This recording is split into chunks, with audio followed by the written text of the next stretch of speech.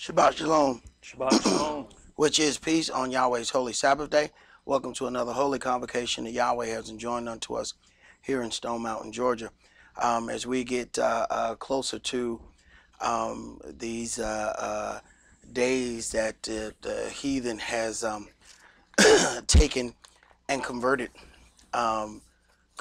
to so-called be festivals of Christ, we're going to find that the more that you stick to what it is we were given, what it is that we were told to do, that you will be accused of not having love. And what ends up happening is we get this twisted view from what we see on television and what we see on commercials and things of that nature of what love is supposed to be.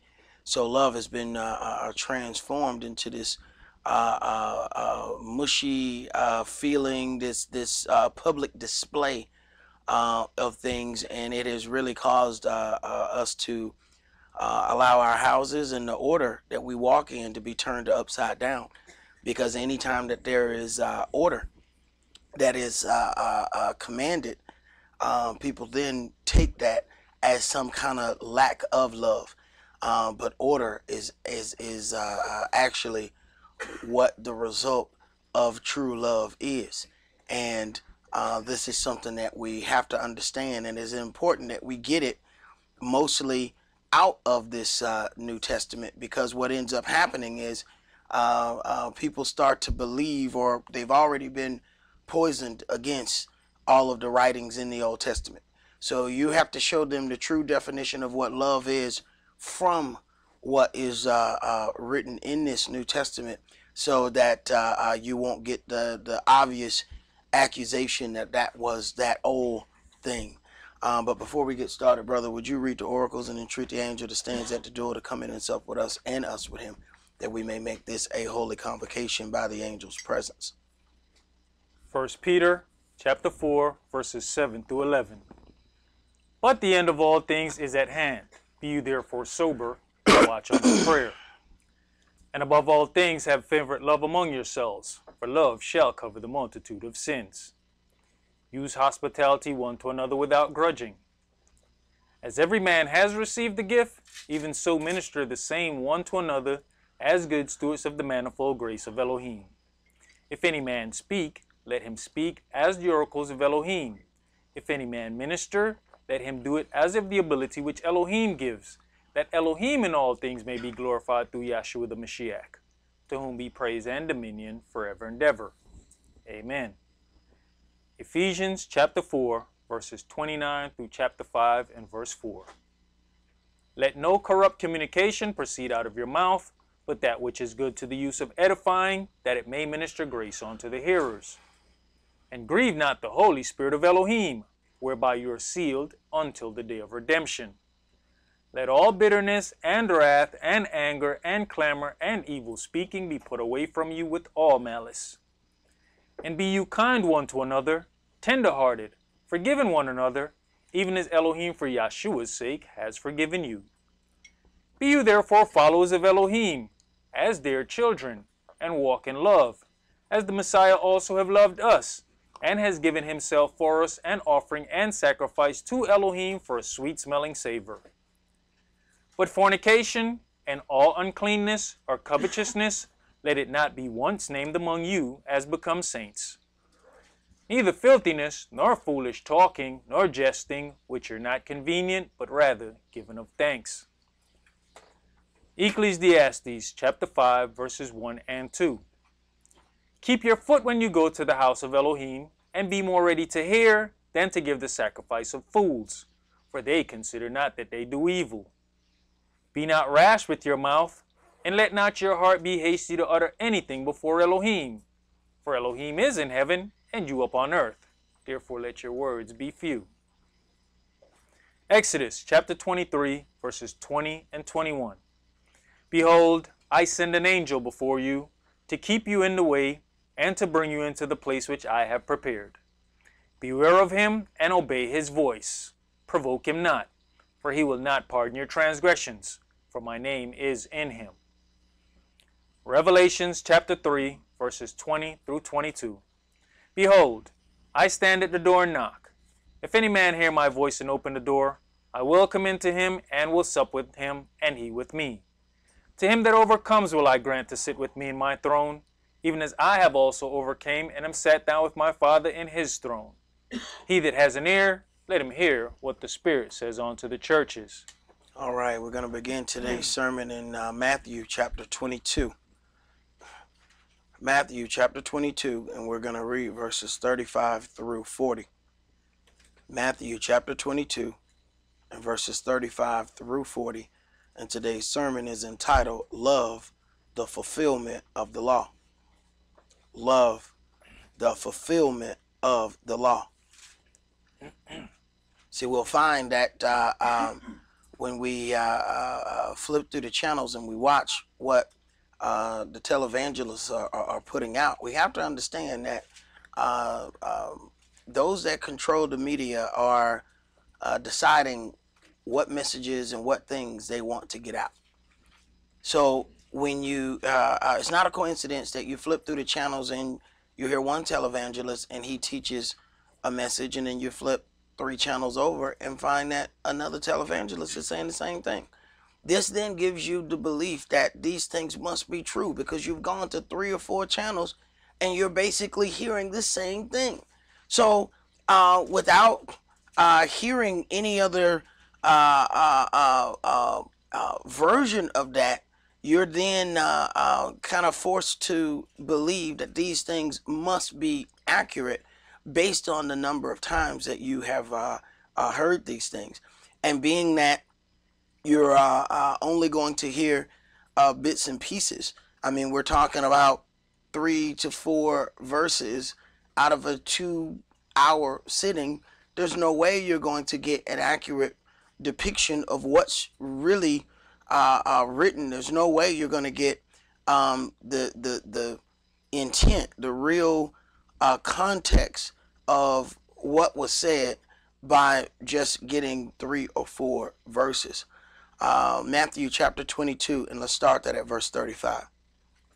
Then one of them, which was a lawyer, asked him a question, tempting him, and saying, Master, which is the greatest commandment in the law? Now, he had the opportunity, first of all, to say that the law would be nailed to the cross, and you would not have to do any of this. So we then have to consider, when we hear this same thing over and over and over and over, that these things are not anything that we have to do. I mean, this has gotten far out of hand, because now you have televangelists saying that you don't even have to do the Big Ten. You don't even have to do the commandments.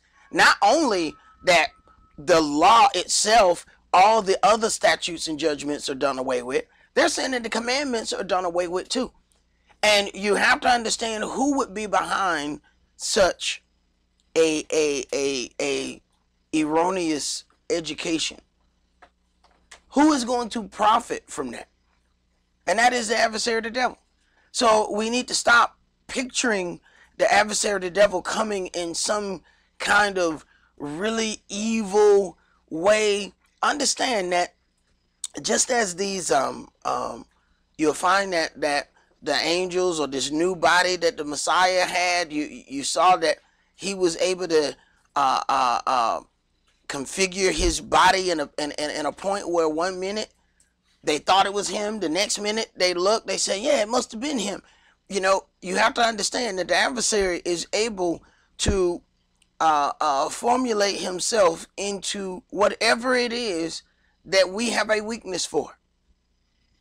So when we picture that the adversary is going to be this animal looking thing with horns and a pitchfork, he has already got you deceived.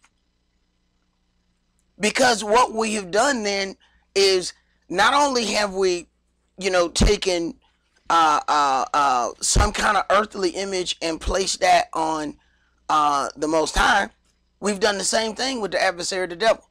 And this is the problem with both of those. You then limit what each of them can do. When you take an image and put Yahweh inside that image, you have now limited him to the limitations of that image. When you do the same thing with the adversary, the devil, you have now limited him. So now, this very good-looking person standing in front of you, you don't think that's the adversary. And the adversary all in that. He all in that. But see, you didn't see him coming because you've already limited him to the pitchfork guy. So you don't see him. And because he's a spirit, even when you got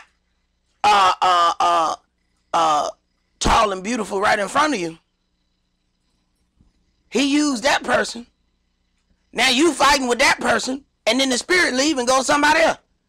Now physically you into it with this person, but the spirit not there no more. That evil spirit gone. It has done its job, and that was to get you upset. Now it can go down the street and upset somebody else's house. That's how you can upset 100 houses in one night. Upset it, leave, go to the next one. Now y'all still fighting each other. Y'all going at it all night.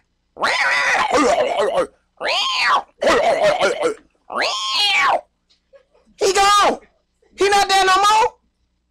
All the rest of that is y'all. Go ahead. Matthew chapter 22 and verse 37. Yahshua said unto him, you shall love the Adonai your Elohim with all your heart, and with all your soul, and with all your mind. Right. Now, going back to the things that we've gone over a couple of weeks ago, within the last couple of weeks, that people telling you that your body and your soul is separate. So when you sin, your body sin, your soul didn't. He says, love me with all of these things. Now, the only way you can fully do that is to have some form of understanding of what the law is. Because everybody's heart is different. Everybody has some desire. Everybody was raised in a different household. What was normal in your household is not normal in somebody else's household. So how do you then take the upbringing of your house and impute that onto somebody else's house? One person, you know, believing going to sleep with everything off. The other person want to watch TV all night and leave the TV on while they sleep and let the TV watch them. Now, some people upset with that. Hey, man, come on, man. How I'm going to go to sleep and the TV keep lighting up every time? Every time, see, you don't know when a scene change on the TV, it actually jump like that. And some people can't sleep like that because they laying down and then as soon as the message or the screen change, it blink like that and they jump up. So they jump up 25 times in the night. They ain't going to be worth jack the next day. So do you judge that based on your upbringing because that was regular in your house? Well, it has to be more about what was regular in your house and more about what's regular in his house. Go ahead. Verse 38. This is the first and great commandment, and the second is like unto it. You shall love your neighbor as yourself. On these two commandments hang all the law and the prophets. Now, all the law and the prophets are connected to this, meaning that you have to have understanding of the law and the prophets to accurately love your neighbor as yourself. This is not something that you just gonna imagine. This is not something that you can just say, okay, well, I want such and such for myself, so I'm okay if I want that same thing for my neighbor. Well, what if what you're doing to yourself not right? Is it okay then to not do right to your neighbor? Well, I love them like I love myself. See, I really don't care about myself that much. See, that's why, you know, I do all these drugs or set myself on fire. I do all these things. It's okay for me to do that same thing to my neighbor. No, you're wrong. No, it's not. See? It's not according to what you think, feel, and believe. It's according to what Yahweh has laid out. Let's go to Romans chapter 13.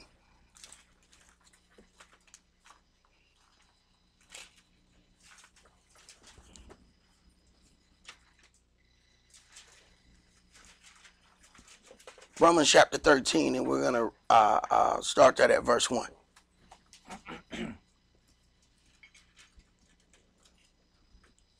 Verse 1. Let every soul be subject unto the higher powers, for there is no power but of Elohim. The powers that be are ordained of Elohim. Whosoever therefore resisteth the power, resisteth the ordinance of Elohim. So if they're telling you that your soul is one thing and your body is something else, and if your soul is subject unto the higher parties, higher powers, but your body ain't, we got some problem. Go ahead. And they that resist shall receive to themselves damnation. Now, so do your soul receive damnation because it was your soul that's supposed to be subject to the higher power, or do your body receive damnation? See, this is the problem about, watching, them slick talkers. Go ahead. For rulers are not a terror to good works, but to the evil. Will you then not be afraid of the power? Do that which is good, and you shall have praise of the same. Now, wait a minute. We have then a separation between what is righteous and what is not righteous. See, what people are being taught is no matter what deed you do in the body, your soul is still righteous. That's a problem. Go ahead. For he is the minister of Elohim to you for good. But if you do that which is evil, be afraid. Right. So if you got a minister, a preacher, a priest, and all he say is good stuff, there's something wrong. There's something seriously wrong there. You show me parents that don't do nothing but say niceties to their kids, and I'm going to show you the most rotten kids you have ever seen in your life. Unruly, rude, nasty. Why? Because all they ever hear is nice stuff. That's okay, baby. I know you set that mama bed on fire. That's okay. There's going to be something wrong with them kids. Go ahead. For he beareth not the sword in vain. For he is the minister of Elohim, a revenger to execute wrath upon him that does evil. Right. Evil has to have a just recompense, a reward for what it does. Otherwise, it believes that that's okay, and they continue doing it. This is why the word says, show favor to the wicked, and they will not learn righteousness. How you show favor to them? Let their life keep going. Let them keep making money. They doing evil. They say, man, I'm all right. Because ain't nothing happening to me even though I do evil. So they're getting worse and worse. This is why it says money becomes a problem. Money is not a problem in itself. Money is a problem because of what it does to people's head and their heart. They then begin to believe that their deeds are justified because ain't nothing been taken from them. This is why some of us, get confused. We do something wrong at 12 o'clock, and at 12:35, we already in some trouble. That's Yahweh's mercy on you, because he could have left you alone. Then you would have done it 4 more times. Go ahead. Romans chapter 13 and verse 5. Wherefore you must needs be subject, not only for anger, but also for conscience sake. For this cause pay you tribute also, for they are Elohim's ministers, attending continually upon this very thing. Render therefore to all their dues, tribute to whom tribute is due, custom to whom custom, fair to whom fair, honor to whom honor. Owe no man anything, but to love one another. For he that loves another has fulfilled the law. Now, if you stop there and you don't go anywhere else, see, this is how the vain game sales, they get you, boy. They get you, because see, right now, on Sunday morning, there's going to be some screaming and some dancing right now. Right now. See, for he that loves another has fulfilled the law. The law's gone, y'all. Woo! They dancing. They dancing. They running and dancing. Read the next line. For this you shall not commit adultery. Whoa, whoa, whoa. It automatically goes into the law. See, but if you singing and dancing at verse 8, you don't really have any understanding of what's coming after that. See? They done got you into a vain show or party telling you that you can do whatever it is you want to do. Then he starts going through these commandments. The very things that people are being taught, they don't have to do anymore. Go ahead. And same thing here, they're showing you that loving one another also has to do with knowing this law. Exactly. You cannot do one without the other. That's the whole point of the sermon. People want to say, I love you. Well, if you're going to love somebody, you have to love them according to what's written in these statutes, laws, and judgments. You love them according to the commandments. So everybody that roll off their lips saying, I love you, they don't love you. First of all, most of them don't know how. It just sounds good. I love you. For real? What that mean? What? What you mean what it mean? You mean I love you? No, explain how you love me. Time to go. They can't explain it. They don't have anything to base that on. Yahweh gives you something to base that on. Go ahead. Verse 9.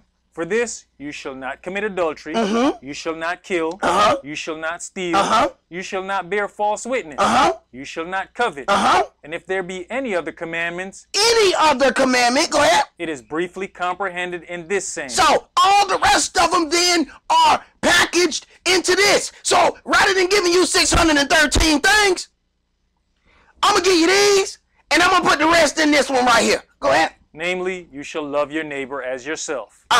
So, if I'm going to love my neighbor, then I ain't going to steal his stuff. I'm not going to covet his stuff. I'm not going to go over there and kill his dog. I got a certain set of things I'm not going to do because I love my neighbor. Not love my neighbor in some kind of mushy feeling, that stuff you see on TV. See, that's what people think love is. That stuff they see on TV.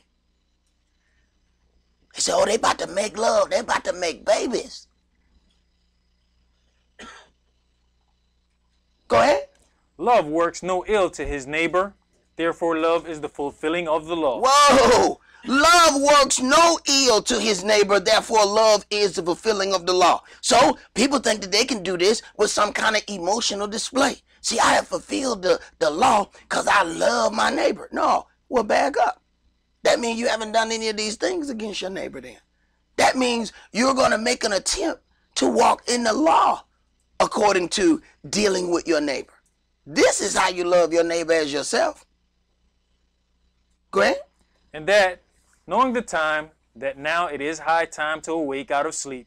For now is our salvation nearer than when we believed. The night is far spent, the day is at hand. Let us therefore cast off the works of darkness, and let us put on the armor of light. Let us walk honestly as in the day, not in rioting and drunkenness, not in chambering and wantonness, not in strife and envying, but put you on the Adonai Yahshua the Mashiach, and make not provision for the flesh to fulfill the lust thereof. Make not provision for the flesh to fulfill the lust thereof. When you make provision for the flesh, you setting yourself up. See, what happened is when people pretend like they really don't know themselves. So you go somewhere and you tell yourself a lie. You know, I'm just going to go out there. I'm just going to go and see what they doing at the club. Why you lying to yourself? Because you know as soon as you hear that music, it gonna start talking to you. Oh, what you doing? I can't stop moving. Oh my goodness. Oh, my shirt coming out. What you doing? What you doing? You knew you were gonna do that before you left the house. Stop acting like you don't know yourself. It's some real a big problem when grown folk act like they don't know themselves. See, one thing for these kids not to know themselves because they hadn't learned what they gonna do. You done the same thing enough to know yourself. I know in certain places I ain't got no business going. Cause I know what I'm gonna do when I get there. I'm not finna tell you, oh no man, I'm holier than thou. Nah, brother, if I get there, I'm gonna get into some trouble. Cause I like such and such. See, I know what I like. So I know I don't need to be going there. Let's go to what was that? Let's go to 1 Corinthians 13.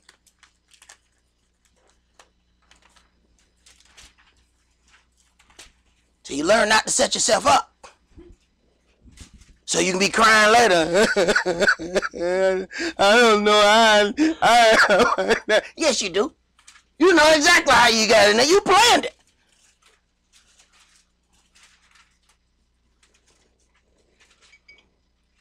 First Corinthians chapter 13, and let's start that at verse 1.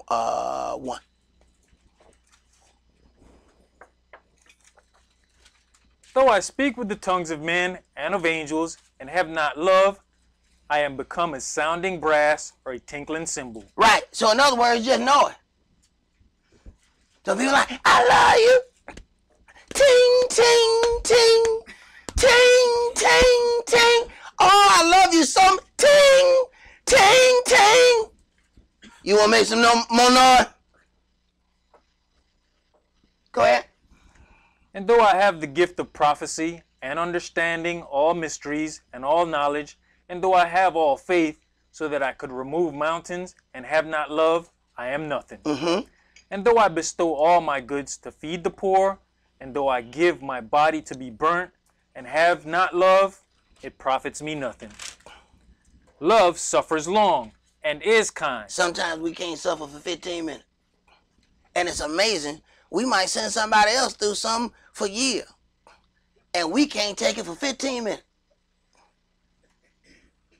And sometimes you got to back up and say, well, how long did I inflict this kind of discomfort? Go ahead. Love envieth not. Love vaunteth not itself. It is not puffed up. Does not behave itself unseemly. Seeketh not her own. Is not easily provoked. Thinketh no evil. It does not behave itself unseemly. Seeks not her own. Is not easily provoked. Thinks no evil. So when you talk about not seeking her own, this is part of that thing where you have to put that selfishness and find a place to put it. See, a lot of times I found a lot of people don't know they're selfish. It is just automatically their thought to automatically consider themselves. They can have a family, they can be married with kids, get a check, and the first thing they think about, I should get that new PlayStation. You know, you know your children, they ate. You know, they probably hungry. You should probably buy some food first. I'm thinking. Don't even cross their mind. It is automatically in their mind to think about themselves. Go ahead. Rejoice not in lawlessness, but rejoice in the truth. Beareth all things, believeth all things, hopes all things, endures all things. Love never fails. But whether there be prophecies, they shall fail. Whether there be tongues, they shall cease. Whether there be knowledge, it shall vanish away. For we know in part, and we prophesy in part. But when that which is perfect is come, then that which is in part shall be done away with. When I was a child, I spake as a child. I understood as a child. I thought as a child. But when I became a man, I put away childish things. Right. See? And now we're about to get to this next part. So being and add all the certain things that we have to learn about ourselves, know about ourselves, and accept about ourselves. But when we're constantly trying to show a face or a version of ourselves to people, you end up getting lost in that very face that you're showing people. See, if you ain't dealing with nothing but the right one, you ain't got to worry about what face you done showed somebody. This causes you not to fully learn yourself, and then you give an occasion for that flesh to sin. Because then you won't stop yourself. Go ahead. For now we see through a glass, darkly, but then face to face. Now I know in part, but then shall I know even as also I am known. So when it says, for now we see through a glass, darkly, there's one place where it says, a double-minded man is unstable in all his ways, for he looks in a glass and beholds himself, and then walks away and straightway forgets what manner of man he was. So he looked in the mirror, and as soon as he turned around, he forgot what it looked like.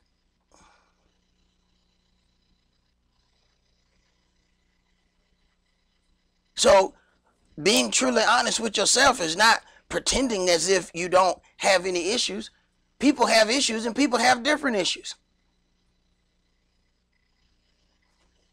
But we know we can't continually run from every last one of our issues all the days of our life, and we can't pretend we don't have them. So there's some things that we have to deal with. But it's better us deal with them than we let Yahweh deal with them. Go ahead. And now abides faith, hope, love, these three. But the greatest of these is love. All right, let's go to Matthew chapter 22.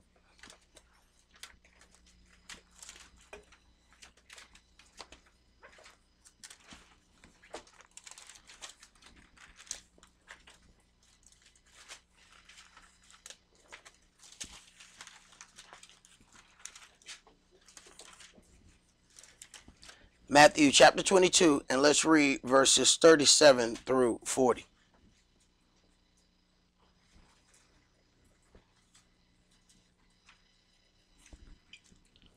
Verse 37. Go ahead and back up to 35. Then one of them, which was a lawyer, asked him a question, tempting him and saying, Master, which is the greatest commandment in the law? Yahshua said unto him, You shall love the Adonai your Elohim with all your heart and with all your soul and with all your mind. This is the first and great commandment. And second is like unto it. You shall love your neighbors as yourself. On these two commandments hang all the law and the prophets. Once again, we didn't have, you shall love Yahweh your Elohim with all your heart, with all your soul, and with all your mind. This is the first and great commandment. The second is like unto it. You shall love your neighbor as yourself. On these two commandments hang all the law and the prophets. Once again, we try to separate law and love, and you're going to find that it is going to continually be connected. 1 John chapter 3.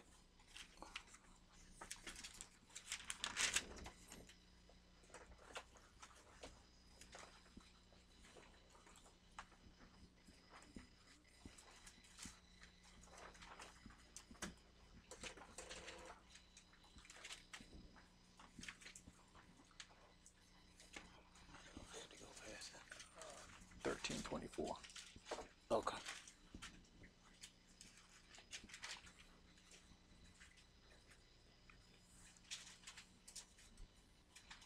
1 John chapter 3, and let's start that at verse 16.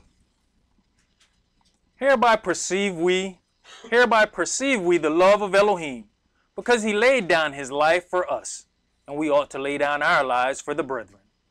But whoso has this world's good, and sees his brother have need, and shuts up his bowels of compassion from him, how dwelleth the love of Elohim in him? My little children, let us not love in word, neither in tongue, but in deed and in truth. So then the actions must match the words that we claim to possess.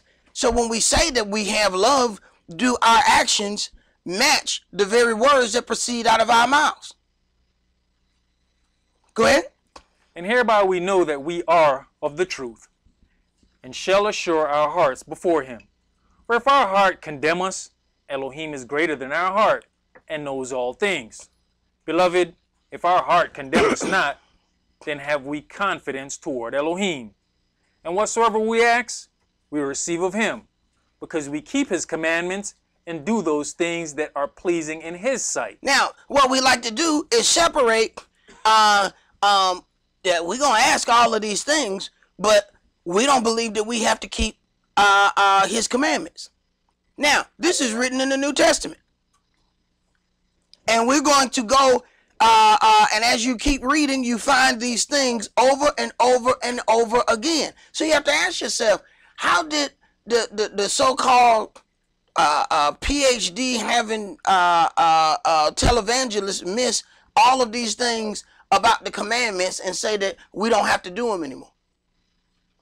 How they miss all those? How do you put a plaque on the wall that mentions the commandments but say, well, you know, you don't really have to do, you know, those. I mean, they're more like suggestions. Go ahead. Verse 23. And this is his commandment, that we should believe on the name of his Son, Yahshua the Mashiach, and love one another, as he gave us commandment. Now, back up to these two great commandments, that you should believe on the name of his Son, Yahshua the Mashiach. You know how many things you have to do to believe on the name? See, people think that they just walk around and they holler out the name, which we know that Jesus ain't the name. So they already hollering out the wrong name, and then none of their actions match his doings. See, when we read in the Apocrypha in Bible study, we find out when the Euro Gentiles came into invade in one of their invasions to come and take over the land, what they did was set up an altar of Zeus. They did the same thing here. They put Jesus in here. They're doing the same thing. You can go in that Apocrypha and find where they came in, sat forth Zeus in the middle of our holy temple, and the same thing they did again. They set i.e. Zeus in the middle of this writing. So this is not, they tried to put Zeus in here before Yahshua was even on the scene. Yahshua wasn't on the scene when they was trying to throw all of these things. They've been doing this. Go ahead. Verse 24. And he that keeps his commandments dwelleth in him, and he in him. And hereby we know that he abides in us by the Spirit which he has given us. And he that keepeth his commandments dwells in him. So to abide in something, to stay in it continually, then there's a certain way we have to make an attempt in walking. It's not that we're not going to fall, that we're not going to sin. There's a difference between sinning and abiding in sin, sinning continually. And if you have a plaque on your wall that has the 10 commandments, and then every week you have made a way for you to break, remember the Sabbath to keep it holy, you are abiding in sin. You are continually breaking that, and know that you're breaking that. So where there's one thing about, and this is why you have to end up teaching that the law is done away with, because it's a part of these other businesses, their charter. They have to show up on Sunday. They have to worship the sun god. That's what the real basis behind their worship is. So when they set up something on Saturday, it's an optional service. But do know they're going to still be there on Sunday. See? So if you're going to teach people that they have to, that it doesn't matter, you have to explain this plaque on the wall. It's like if we had a huge picture and it had, you know, all kind of lamb and all kind of meat on it, and then we came in here and say, yeah, we were vegetarians.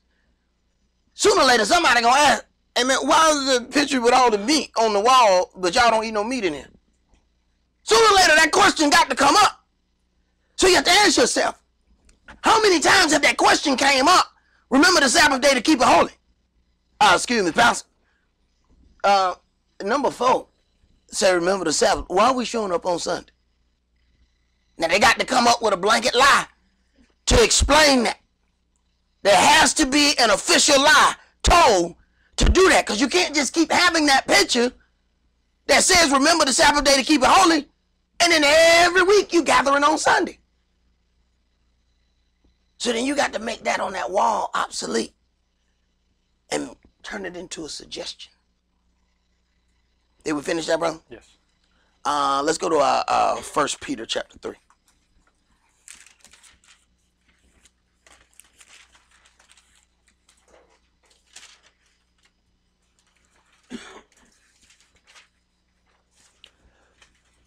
Just back up a few pages. 1 Peter chapter 3, and we're going to start that at verse 1.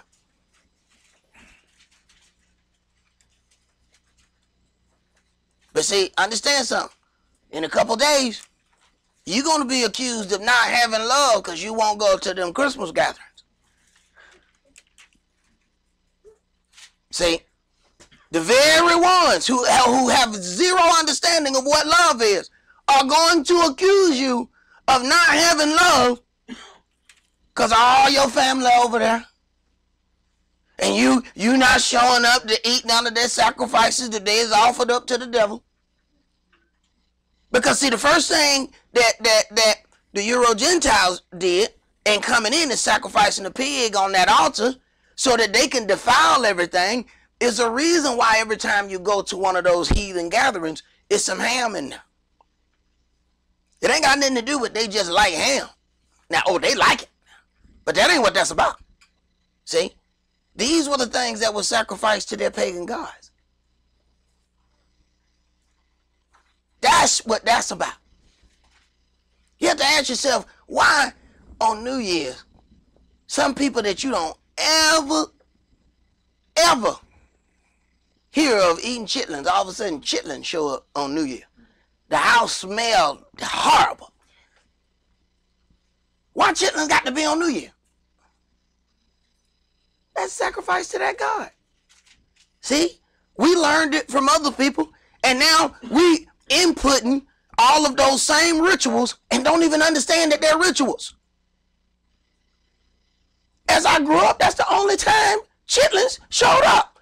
Nobody else in my family ate chitlins until New Year's. I can count on certain things of knowing when the house was going to stink. When the chitlins came out, or when they were putting that Glover's mane in their hair. Y'all don't know nothing about that. Y'all don't know nothing about that. Y'all don't know nothing about that Glover's mane. Y'all don't know about you know about that Glover's mane, bro? Boy, that Glover's mane stank up your whole house, Jack. So it was two things. I knew it was either Glover's mane that they were putting in their head, or it was chitlin. Go ahead, bro. Verse 1.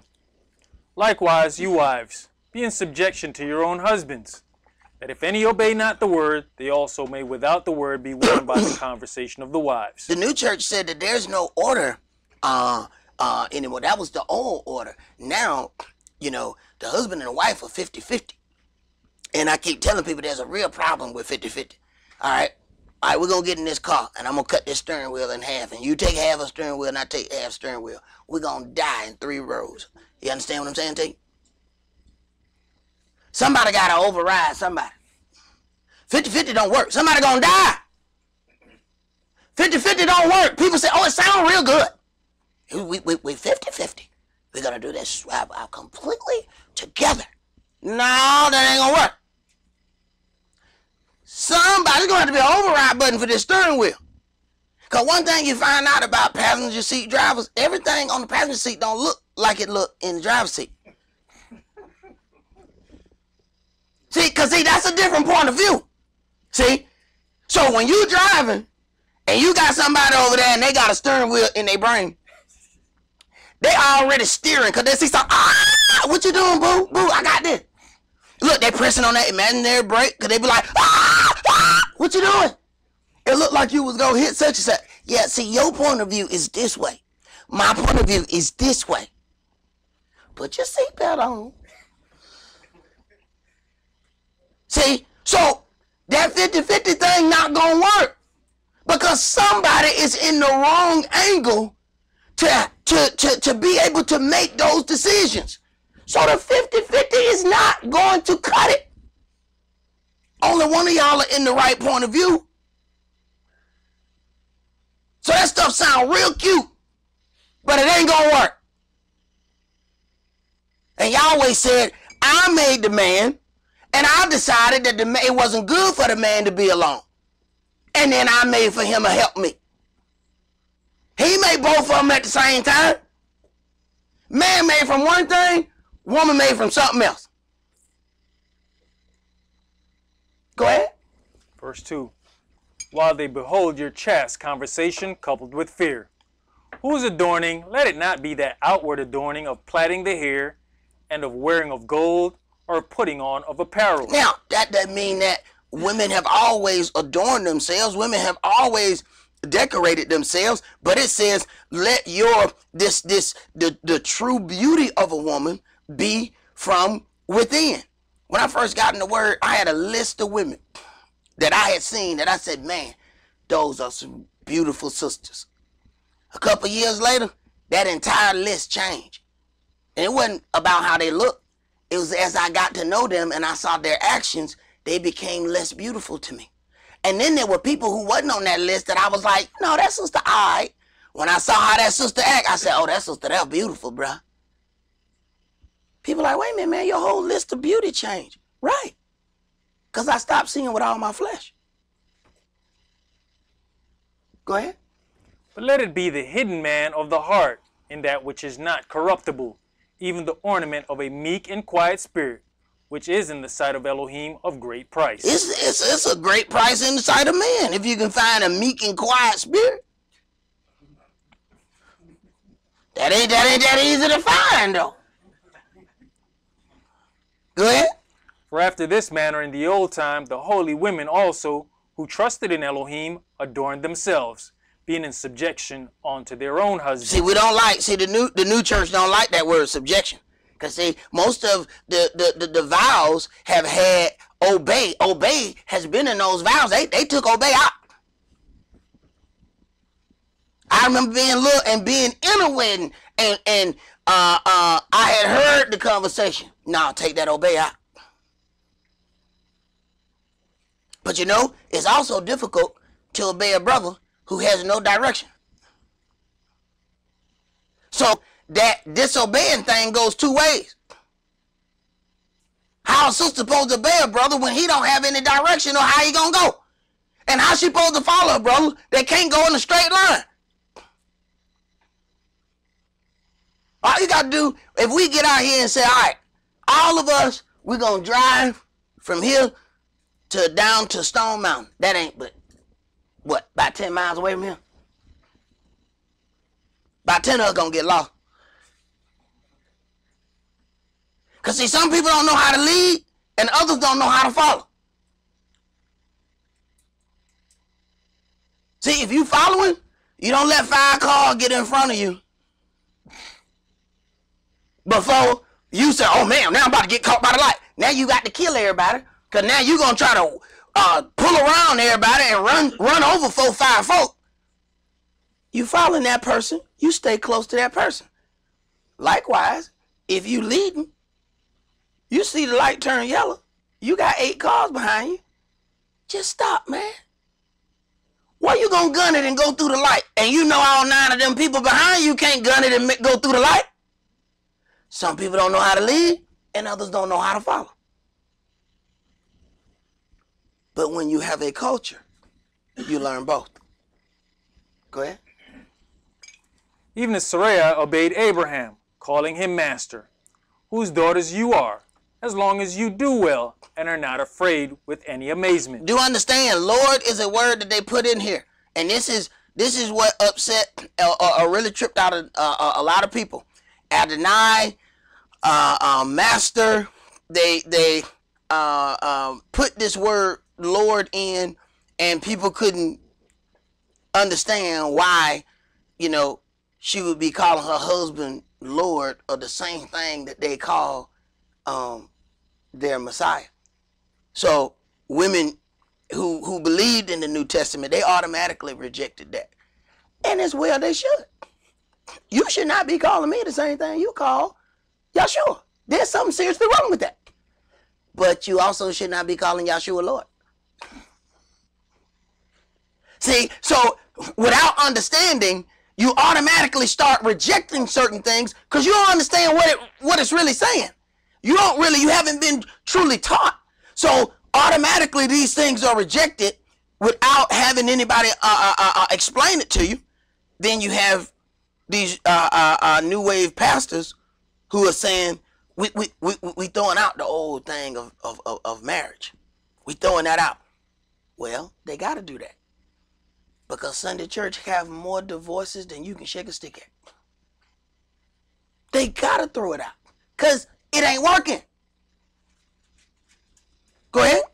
Likewise, you husbands, dwell with them according to knowledge, giving honor unto the wife, as unto the weaker vessel, and as being heirs together of the grace of life, that your prayers may be not hindered. So if you deal with them wrong, your prayers be not hindered. And then it says deal with them as dealing with the weaker vessel.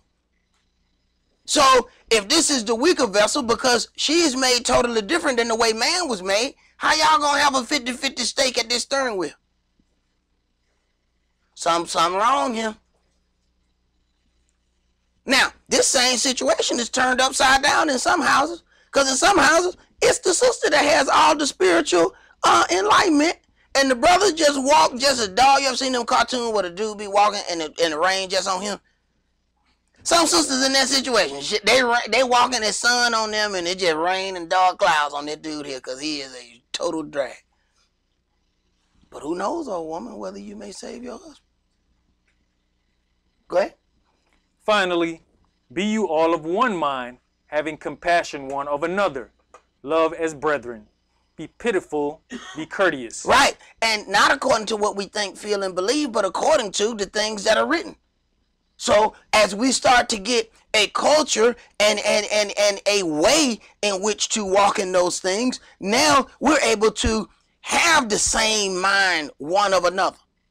We can't have the same mind if everybody believe what they believe. So here it is, we walk in the word, and then we're going to go out down the street and see some earthly person and say, man, they look nice. This is what the book said when it says, and the sons of Elohim saw the daughters of men and saw that they were fair, and they took for them wives of all they chose. And then their kids became mighty men in natural things. So you got men of the word that then saw women of the street and said, oh man, I'm going to get with that because she looked good. Then 2 months later, talking about, man, my whole life is hell. It just, I don't know, man, I hate when the sun come up, and I hate when the sun go down. I just hate it. Hey, your flesh bought you that one. Your flesh, go ahead and get your flesh receipt, because your flesh bought you that one. That's what that is. So you can't walk in culture, then hide your culture from somebody else, get with them, and then try to explain the culture on the back end. Ain't gonna work good. Something gonna be wrong now. Go ahead. 1 Peter chapter 3 and verse 9. Not rendering evil for evil or railing for railing, but contrariwise blessing, knowing that you are thereunto called, that you should inherit a blessing. Right. And when we render evil for evil, when we argue, we got to win. See?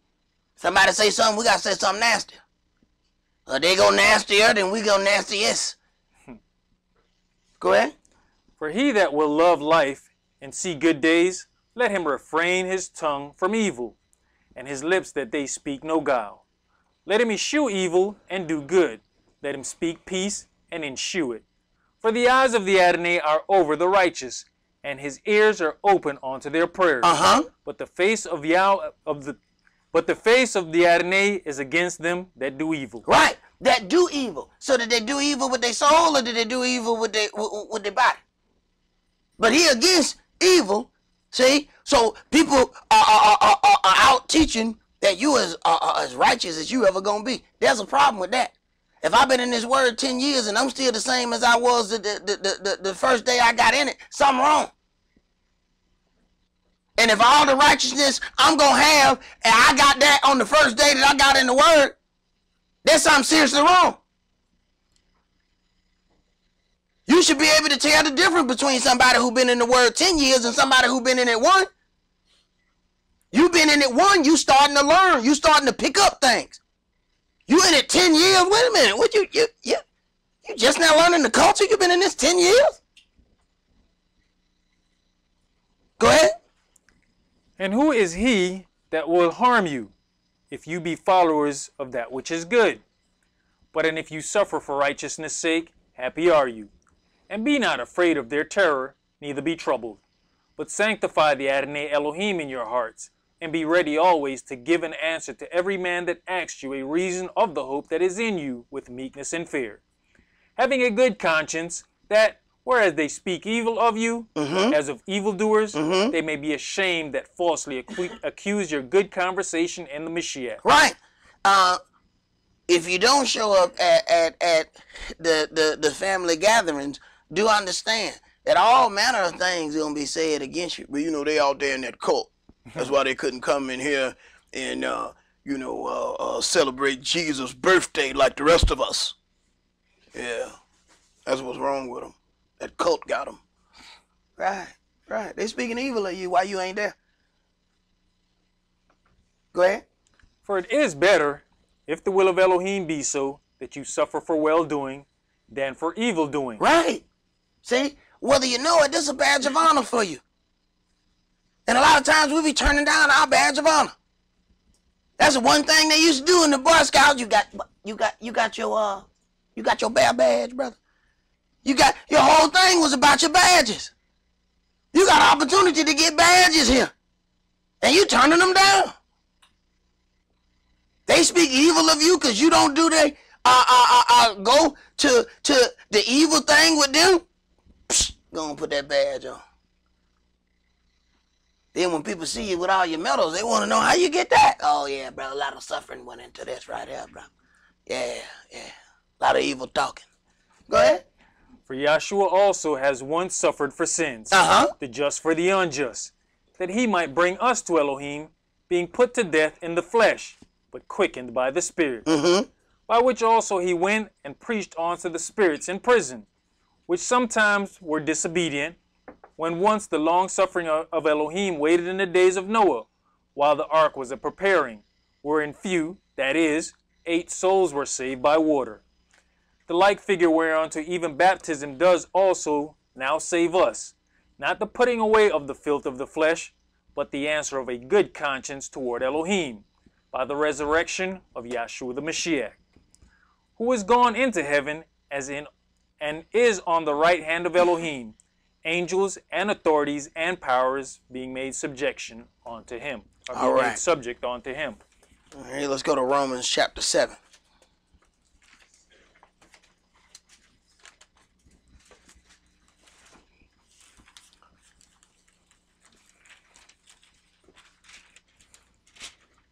Romans chapter 7, and we're just going to read verses 1 through 6.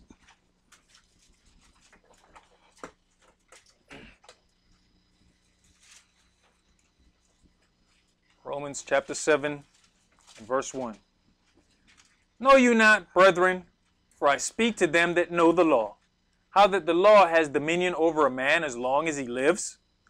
For the woman which has an husband is bound by the law to her husband, so long as he lives. So long as he lives. See, this is New Testament, but people don't, this is not something that's being taught in the church. Remember now, this is why the televangelists have to say, oh, we rewriting the rules on marriage. Who in the hell gave you the right to rewrite any rules on marriage? When the hell Yahshua walked out and put the keys in your hand? I don't get to rewrite no rules on marriage, and neither does anybody else. A woman is bound to her husband as long as he lives. Now, how is this in the New Testament, yet nobody deals with it as such? Because the pastor's okay. This is how you get into that serial monogamy. See? Well, you just marry one, get divorced, marry again, get divorced, marry again, get divorced, and say, well, I ain't got but one husband and one wife. Well, 1 + 1 + 1 don't equal 1 where I'm from. There's something wrong with that. That's Sunday math. That Sunday math is that's some funny math. That math gonna get you kept back. Let your kid go up there and say that. Miss Johnson, 1 + 1 + 1 is 1. And well, you dumb. You can get kept back. Well, that's what my mama said. Your mama lied to you, sweetie. 1 + 1 + 1 is not 1. See? There's something wrong there. And because the church okays it, this is how you got several different things that are serial monogamy going on in the church. One person Married to one person, get divorced, marry another person, get divorced, marry another person, all of them in the same church. Serial monogamy. They said, no, I don't only have one at a time. We're going to see how Yahshua going to count that. Go ahead. But if the husband be dead, she is loose from the law of her husband. So then if, while her husband lives, she be married to another man, she shall be called an adulteress. Now, he's doing all of this and explaining it to go to a whole nother point. But he's establishing this one to explain the next one. What we do, or what we have allowed people to do, is skip the basis for his statement and jump to the back end. Go ahead. But if her husband be dead, she is free from that law, so that she is no adulteress, though she be married to another man. Right. So then the husband is supposed to be dead then before that can happen. Go ahead. Wherefore, my brethren, you also are become dead to the law by the body of the Mashiach, that you should be married to another, even to him who is raised from the dead, that we should bring forth fruit unto Elohim. Now, if you jump straight to verse 4, without getting the example and the direction that came before that, you're in trouble. And if you get one of them slick talkers, he can pretty much make you believe anything. If he start right there and don't read anything but that verse. Go ahead. For when we were in the flesh, the motions of sins, which were by the law, did work in our members to bring forth fruit unto death. But now we are delivered from the law, that being dead wherein we were held, that we should serve in newness of spirit and not in the oldness of the letter. Now, you got to break that down. But now we are delivered from the law. What law?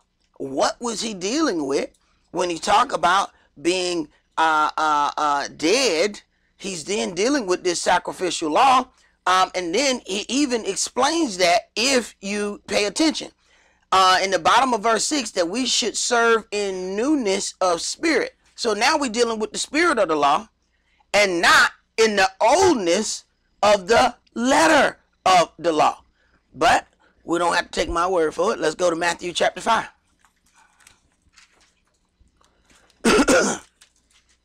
And you're going to find that these very people who talking about that the law was nailed to the cross, you find out that this law got a little bit more intricate. Well, they telling you, oh, y'all dealing with that old stuff. See, we don't have to deal with that stuff anymore. Matthew chapter 5, and let's start at verse 17. Think not that I am come to destroy the law or the prophets. I'm not come to destroy, but to fulfill. Now, you got to deal with fulfill, because this is how the slick gainsayer is going to take that and try to say, well, this is what we doing. We fulfilling the law. So we got to deal with both. So he's already say, think not that I am come to destroy the law or the prophets. So that being said, he's not taking out the Old Testament and he's not taking away the prophecies. So not the Torah, which is the law, or the prophets, which is then in the rest of the Old Testament. So we automatically have that. This is written in red. This is the Messiah talking. He has not come to deal with all of those things. What's the first thing you get taught? The law is nailed to the cross. He said, that ain't what I came to do. So we already have a schism between what's written in the book and what's taught on the Son's Day. S-U-N, Son's Day, not S-O-N. Go ahead. For verily I say unto you, till heaven and earth pass, one jot or one tittle shall in no wise pass from the law, till all be fulfilled. Till all be fulfilled. And we got common sense enough to know that everything hadn't been fulfilled, right? Go ahead. Whosoever therefore shall break one of these least commandments, and shall teach men so, he shall be called the least in the kingdom of heaven. Why? Because he's not going to be there. And where did we learn how to break the commandments? We didn't learn that by pimps and thugs in the street. We learned that at church. It was the church that told us, to, hey, come on in on Sunday. There wasn't no pimp hanging around the liquor store. Hey, brother, coming to this church on Sunday. No, he didn't tell us that. It was the preacher told us that. He taught us how to break these commandments. I had never heard of watch night. What were we watching for? Ain't no drug dealer teaching me about watch night. I learned about watch night at the church, where they gathering at midnight on New Year's Eve and do the ritual, turn back and look at the back of the church, count down to New Year's and tell you to turn around. You just did a mock ritual of the two-headed god Janus. I didn't learn that in the street. I learned that in the church. And I thought I was doing something good because I wasn't at the club, you know, New Year's night. Once I figured that out, I was like, hell, I should have went to the club. I'd have had a better time. I found that I just worshiped the devil in some other place. The devil like, look, okay, you ain't got to go there to worship me. But I got a little something set up over here for you. So I'm thinking I'm doing something better. Find watch night in the Bible. But see, we don't ask the questions we ought to ask. We should have been questioning the pastor, excuse me, what is watch night? And why is it called watch night? But you got a two-headed God that look into the past and the future. And you setting up mock rituals right there. And nobody asks anything. Matter of fact, your folks will get down on you, telling you need to stop hanging out at these clubs. The New Year, you need to bring in the New Year right. You need to bring it in with Jesus. Come on in here and let's spend New Year at the church. Because see, then they get into your head with the New Year's resolution. See, if you bring in the year right, then maybe the rest of the year will go right if you bring it in with the Lord. Right. Bunch of paganism. Go ahead. But whosoever shall do and teach them, the same shall be called great in the kingdom of heaven. So, those pastors that we love so much, that we speak so highly of, they're gonna be the least in the kingdom of heaven because they're the ones that are constantly teaching to break the commandments. Go ahead. For I say unto you, that except your righteousness shall exceed the righteousness of the Scribes and Pharisees, you shall in no case enter into the kingdom of heaven. Now, wait a minute. Now, you got a very popular televangelist who got 4 or 5 churches saying that you're as righteous as you ever gonna be, yet Christ says that your righteousness shall exceed the righteousness of the Scribes and the Pharisees. Wait a minute. Something is not clicking here. The Scribes and the Pharisees were high up in the church, but they were hypocrites. Go ahead. You have heard that it was said by them of old time, you shall not kill, and whosoever shall kill shall be in danger of the judgment. Right. Now, what we read before, it says we shall not serve in the oldness of the letter, but in the newness of the spirit. So Yahshua then is giving us the spirit of this law. The spirit of the law is more difficult than the old letter. They keep telling you, oh, you dealing with that old part. Man, the old part would have been easier to keep. It's the new part that's the problem. Go ahead. But I say unto you, that whosoever is angry with his brother without a cause shall be in danger of the judgment. Now, how many of us have been angry with somebody and didn't really have a reason? And let me go on and back that up. If your reason is stupid, it's no reason. You got folk that'll be mad. I've seen sisters guilty of this one. I know she didn't just put on the same damn dress I got on. You think that's a reason to be angry with that sister? You know when they saw that dress, they saw more than one. You know, they didn't just make that one for you. That's not a reason to be angry. So when people think their reason is valid, now you've committed spiritual murder on those people. The old covenant said I had to physically murder my brother. This new one says something altogether different. So when people start talking about, oh, you under that old bondage would have been easier. I know good and well I ain't stabbed no bro. I know I ain't shot no bro. I know because the gun wouldn't go off. But I know I ain't did it. But when you start talking about this right here, I ain't so sure if I done a few of these.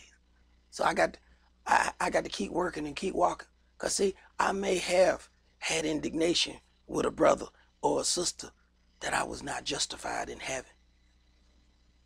Go ahead. And whosoever shall say to his brother, Reka, shall be in danger of the council. But whosoever shall say, you fool, shall be in danger of hellfire. Now, let somebody cut us off on Rockbridge Road, and we're going to say more than you fool. We make up cuss words that don't even go together. We get angry, we start cussing like white people. We start just putting them words together, cussing all proper. You know you ain't even proper, bro. Don't even cuss like that, bro. Bro, come on, bro. We don't cuss like that. See, we get angry, we just start picking up words, just throwing them at the wall. Just throwing them. Bro, them words don't go together. What you doing? Then we think about it later. Uh-oh. And your kids done heard every last bit of it. You look back in the back, they like, I can't wait to say that word. I can't wait. I can't wait to try that one out right there. Mm-hmm. Yeah, I done learned some new stuff. Right. They don't never repeat it. Once they hear it. Never. But you look back and you be like, okay, did they hear that? Oh yeah, they heard it.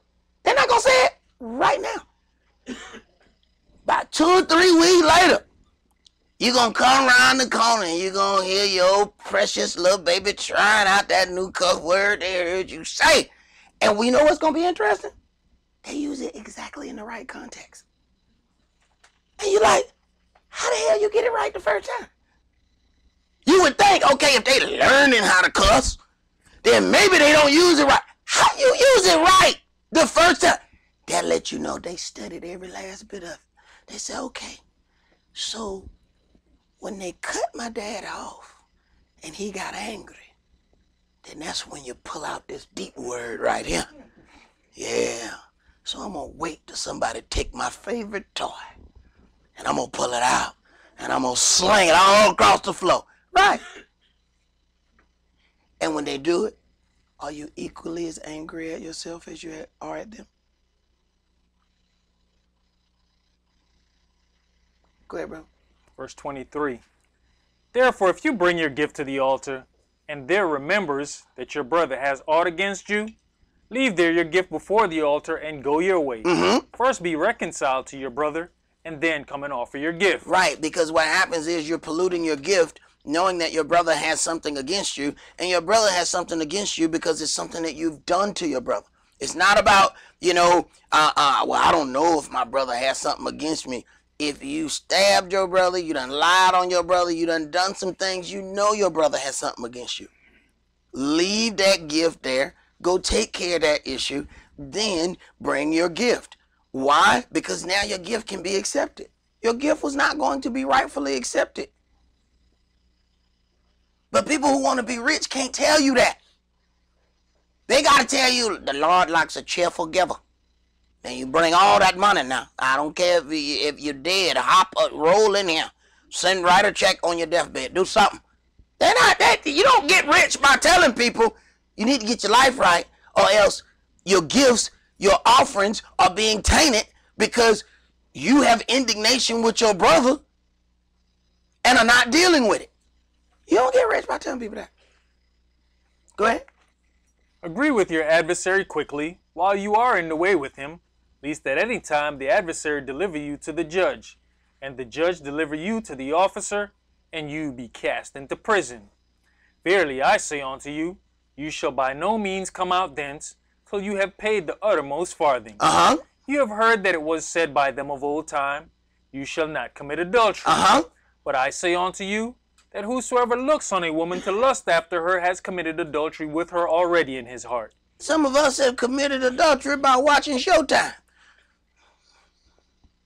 Them people be naked on Showtime. But I say unto you that whosoever looks on a woman to lust after her have committed. You know how hard this is? When there was a culture based on people dressing an acceptable way, that was one thing. The culture here is so horrible. The women don't have any clothes on. The kids, the little boys got on girl clothes. The little boys walking around with these skinny jeans. They can't run. They can't do nothing because the jeans too skinny. Keep trying to figure out why they getting caught by the police. Because you couldn't pull your pants up. That's why the fat man eating the donuts caught you. Yeah, that's just all that dude with his stomach moving everywhere he take a step and he caught you and you 18 years old. How he catch you? There ain't no way. That old man, 45-year-old dude with his stomach jumping every time he walk, he sound like Pillsbury. Every step. But he caught you. How you supposed? Ain't no way he's supposed to catch no 18-year-old. But he caught you because you couldn't pull your pants up. Read, man. Verse 29. And if your right eye offend you, pluck it out and cast it from you. For it is profitable for you that one of your members should perish, and not that your whole body should be cast into the grave. And if your right hand offend you, cut it off and cast it from you. And your right hand could be your right hand man. See, some of us are right long as we by ourselves, and we can walk in righteousness long as we by ourselves. But then that right hand man come along, and now we talk different. See, I got some friends. My folks could automatically tell when I was around them, cause they talk like garbage, and I was around them. I'd come back and I'd be talking the same garbage talk, Jack. They like, I know whose house you been over. I said, how you know that? Cause you got the same garbage can mouth as your buddy do. Uh-oh. It jumped off that quick. Didn't take but a couple minutes. And I was just as garbage can as he was. Cause your mind go back into that familiar spirit. See, that's what we used to do together. We get on and we hey, garbage can mouth come out. So folk could tell where I had been. And all they had to do was listen to me talk. So you consider something. When Eve comes up to Adam and she's talking about this tree, saying that you shall not surely die. First question should have been, who the hell you been talking to? Who told you that? Because I know I told you, if we eat from the tree, we're going to die. Who told you something else? See? That little conversation led to some other thought process. Go ahead. For it is profitable for you that one of your members should perish, and not that your whole body should be cast into hell. It has been said, whosoever shall put away his wife, let him give her a writing of divorcement. Now, this is the same, all the people that saying they love the Lord, they love all of these things. Understand, this is the Messiah talking, and he is dealing with this spirit of the law. And all of these people, remember what it says to these people, they said they're not subject to the law of Elohim. But here it is, the Mashiach is dealing with a higher law than what was in the Old Testament. So while they keep talking about the Old Testament, it's the New Testament that's condemning us. Go ahead. But I say unto you, that whosoever shall put away his wife, saving for the cause of fornication, causes her to commit adultery. Right. So, that whole irreconcilable differences, well, my wife, she be snoring when she sleep, man, and I can't rest because she be making all these noises, man. That's not ground for divorce. I don't care what the court told you. Bottom line, whosoever shall put away his wife, saving for the cause of fornication. Well, my wife don't know how to pay bills, man. We always be broke, man. She be spending all her money. I'm sorry, man. I'm sorry. You should have looked a little longer before you. I'm sorry. That's not cause for divorce.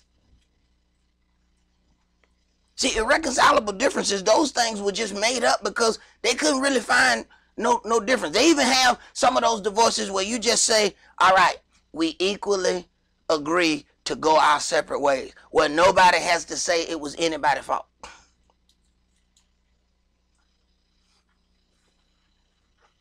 Divorce so easy.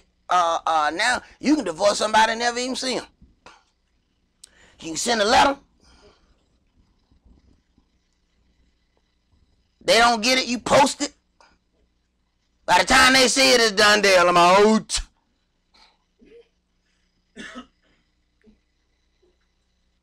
Uncontested. That's what they call it. They advertising. We can do uncontested divorce for $3.99. But this supposed to be a Christian country. Go ahead. And whosoever shall marry her that is divorced commits adultery. Now, everybody that marries the divorced woman is now committing adultery. Why? Because the other dude's still living. They ain't telling you that on Sunday morning. Yeah, you don't get rich telling people that. Go ahead. Again, you have heard that it has been said by them of old time, you shall not forswear yourself, but shall perform unto the Adonai your oaths. But I say unto you, swear not at all, neither by heaven, for it is Elohim's throne, nor by the earth, for it is his footstool, neither by Jerusalem, for it is the city of the great king. Neither shall you swear by your head, because you cannot make one hair white or black. But let your communication be, yes, yes, no, no. For whatsoever is more than these comes of evil. You have heard that it has been said, an eye for an eye, and a tooth for a tooth. But I say unto you, that you resist not evil, but whosoever shall smite you on your right cheek, turn to him the other also. And if any man shall sue you at the law, and take away your coat, let him have your cloak also. See, it's hard for us to deal with that because we don't have enough trust to understand that when people do stuff to you, Yahweh gonna take care of them people. I've seen people and what happened to people who have done stuff to me. I never raised my hand. Now the old me would have definitely done something to them. But then I've waited and watched and see what Yahweh ended up doing to them. And it was better than anything I could have ever even thought of. Because see, Yahweh knows some stuff about them that they hiding from me. See, they acting like they got it going on here and now. Yahweh like, no. I know where all the weaknesses at. I got this sock. Step back. I got this. And then when Yahweh get through with them, I be like, whoa. What he did was way worse than I would have done. Because I would have reacted in my flesh. Yahweh reacted in the spirit. You got to know that Yahweh got your back enough that it's going to be some things that he can do that nobody else can do. Because they showing you a face, it's something that you didn't even know would be painful to them. You wouldn't even know to do it. Yahweh does. Go ahead. Verse 41. And whosoever shall compel you to go a mile, go with him too. Give to him that asks you, and from him that would borrow of you, turn not you away. You have heard that it has been said, you shall love your neighbor and hate your enemy. But I say unto you, love your enemies, bless them that curse you, do good to them that hate you, and pray for them which despitefully use you and persecute you. Now, part of this they will say on Sunday morning, because this kind of goes in line or helps them push the little rosy red view of love. See? So there's bits and pieces of that you will hear, but all this other stuff is going to be skipped over. Go ahead. That you may be the children of your Father which is in heaven, for he makes his sun to rise on the evil and on the good, and sends rain on the just and on the unjust. For if you love them which love you, what reward have you? Do not even the publicans the same? And if you salute your brethren only, what do you more than others? Do not even the publicans so? Right. So I heard a brother say, well, this is why everybody should wear fringes, so I know that the brother I walk in, that I meet, that brother is a brother in the word. So you gonna only greet the people who in the word? So you need everybody to have on fringes? There's something wrong with that. Go ahead. Be you therefore perfect, even as your Father which is in heaven is perfect. And we know that there's nothing perfect in the flesh, but we know that we can give it a perfect try. And there's nothing, that's what the most that our fleshly perfection can give. We can give it a perfect try. Let's go to Matthew chapter 19.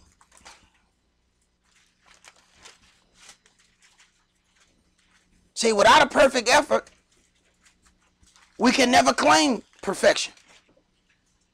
See, there's nothing about us that's going to give us perfection on our own.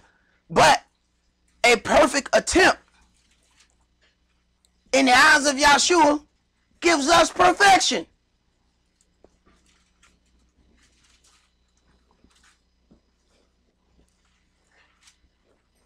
And Yahweh know if we have done that we have if we have truly given our best.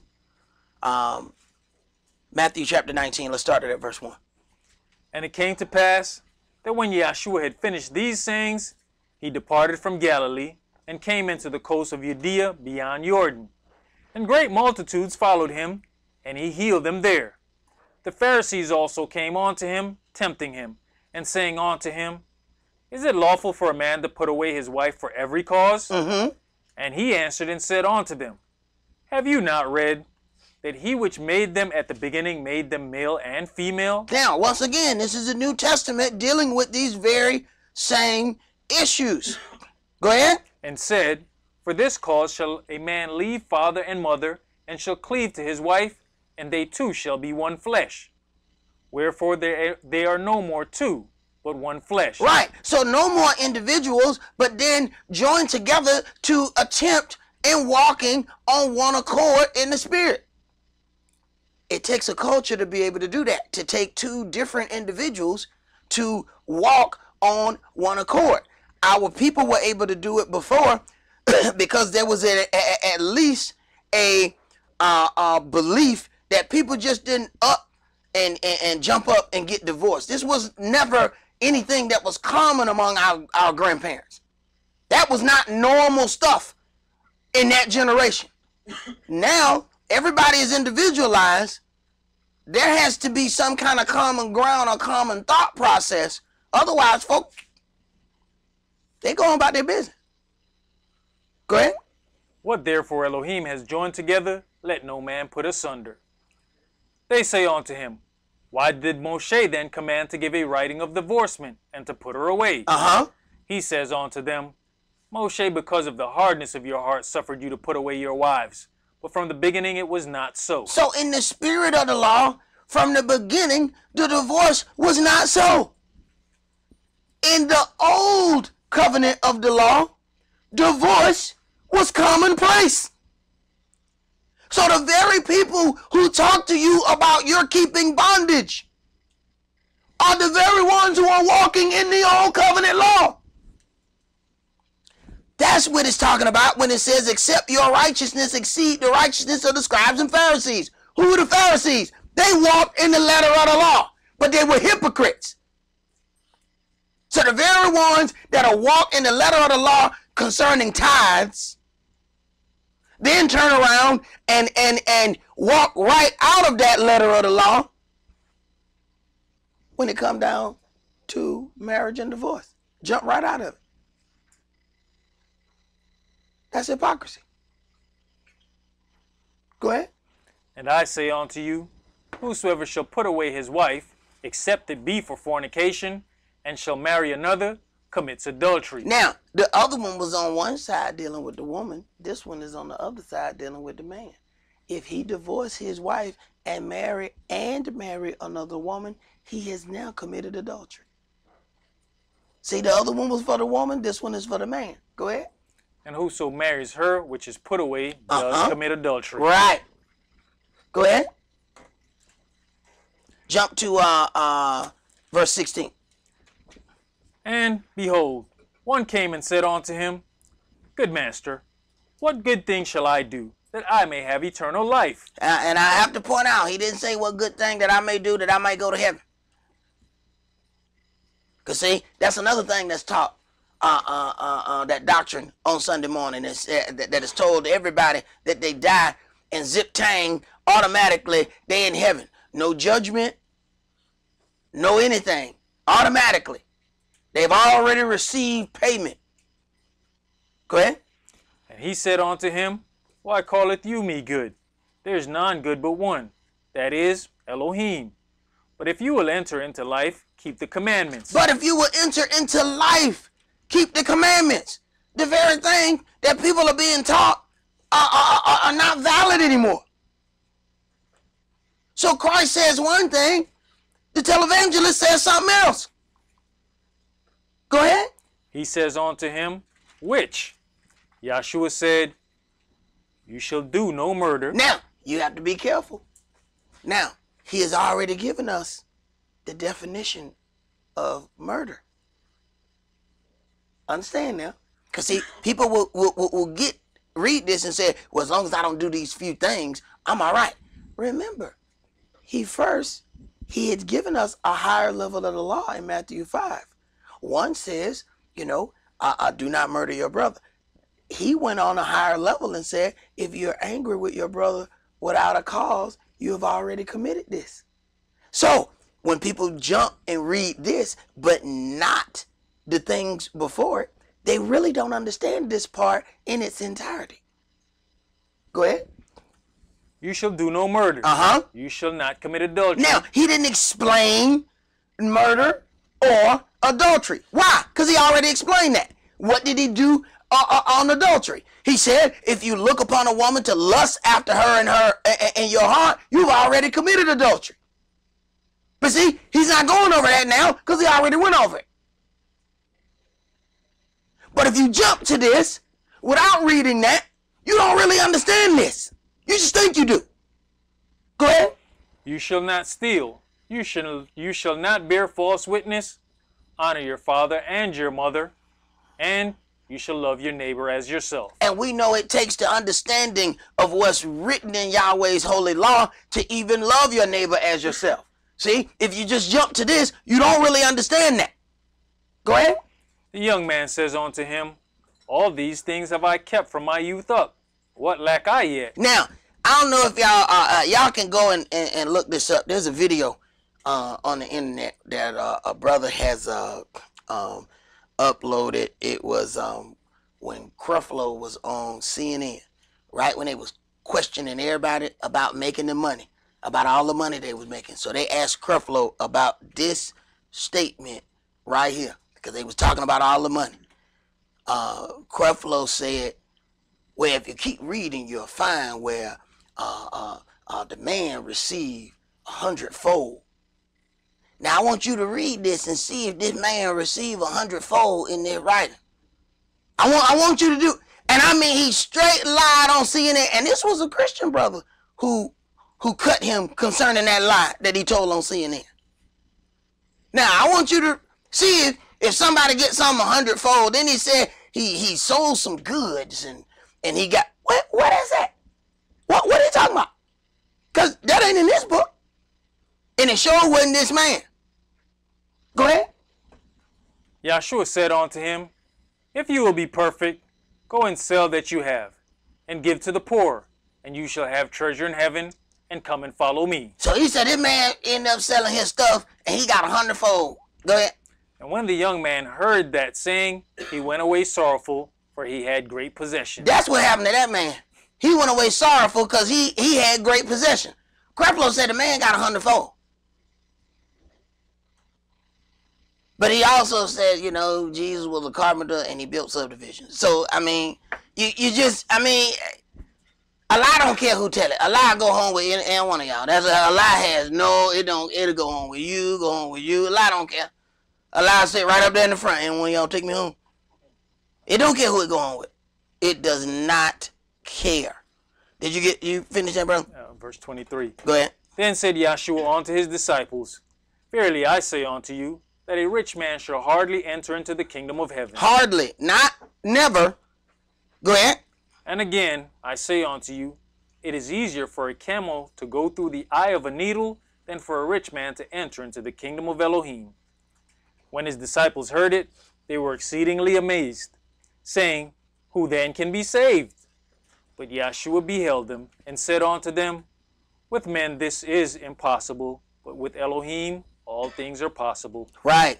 And like I said before, it's not about money or having money. It's about what it does to the mental psyche. You'll find that some people are humble until they get some money.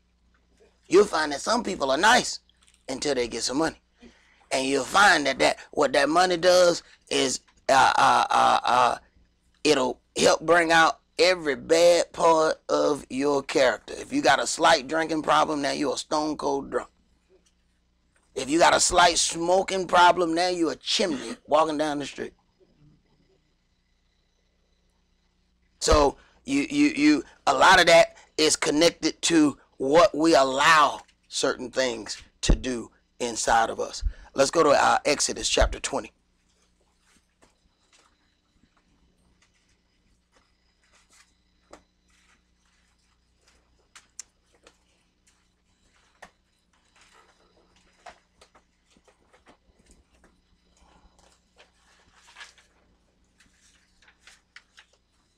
Exodus chapter 20 and verse 1. And Elohim spake all these words, saying, I am Yahweh, your El, which have brought you out of the land of Egypt, out of the house of bondage. You shall have no other gods before me. Now, let's hold your place right there and let's go to Jeremiah 10. You shall have no other gods before me. Now, the first thing, our people end up, of course, having all these issues with the gods of Egypt. But then, going into Canaan land, we ran into some new gods. We said, wait a minute now, these gods here, they feng shui. Look at that. Look how they do this. Oh my God, I like that. Oh yeah. Like how you do that? Do it like this? You dress up with it? Oh man, yes. Yeah, we picked up some new gods now. See? So we run away from some other gods only to run into some new ones. Jeremiah chapter 10, let's start that at verse 1. Hear you the word which Yahweh speaketh unto you, O house of Yisrael. Thus saith Yahweh, learn not the way of the heathen, and be not dismayed at the signs of heaven. Because you know that's where they get the gods from, right? They look at the stars, they connect the dots on the stars, and they make certain things out of the zodiac signs and all of these things. They have made their gods out of these things. See? They're dismayed at the signs of heaven. When you look at what these things are based on, they're based on solstices and things of that nature. Go ahead. For the heathen are dismayed at them. Uh-huh. For the customs of the people are vain. For one cuts a tree out of the forest, the work of the hands of the workman with the axe. And now all the commercials show this as some really good and wholesome time for the family where you go and pick out a Christmas tree. Now understand something. This is Jeremiah 10 and the Messiah is not on the scene. So Christmas ain't got jack to do with Christ because they cutting down trees to go and decorate it and Christ's not here. So they turn this into a good wholesome thing when you look at the commercials. All the families together and everybody's smiling. Let's go pick out some paganism, Father. Yes, my child.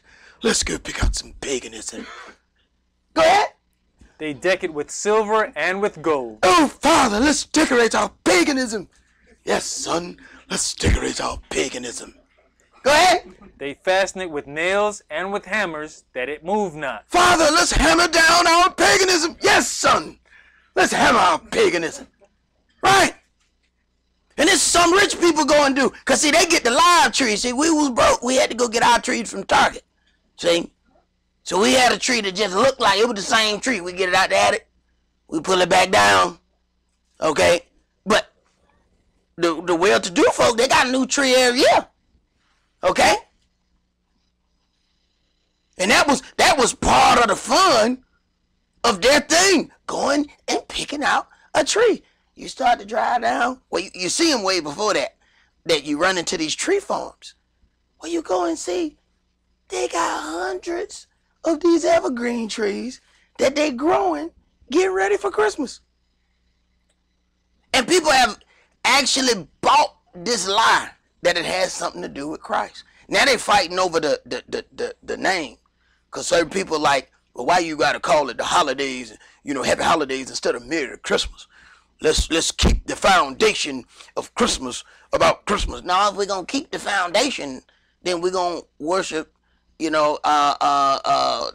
little crazy boy that they supposed to be Nimrod.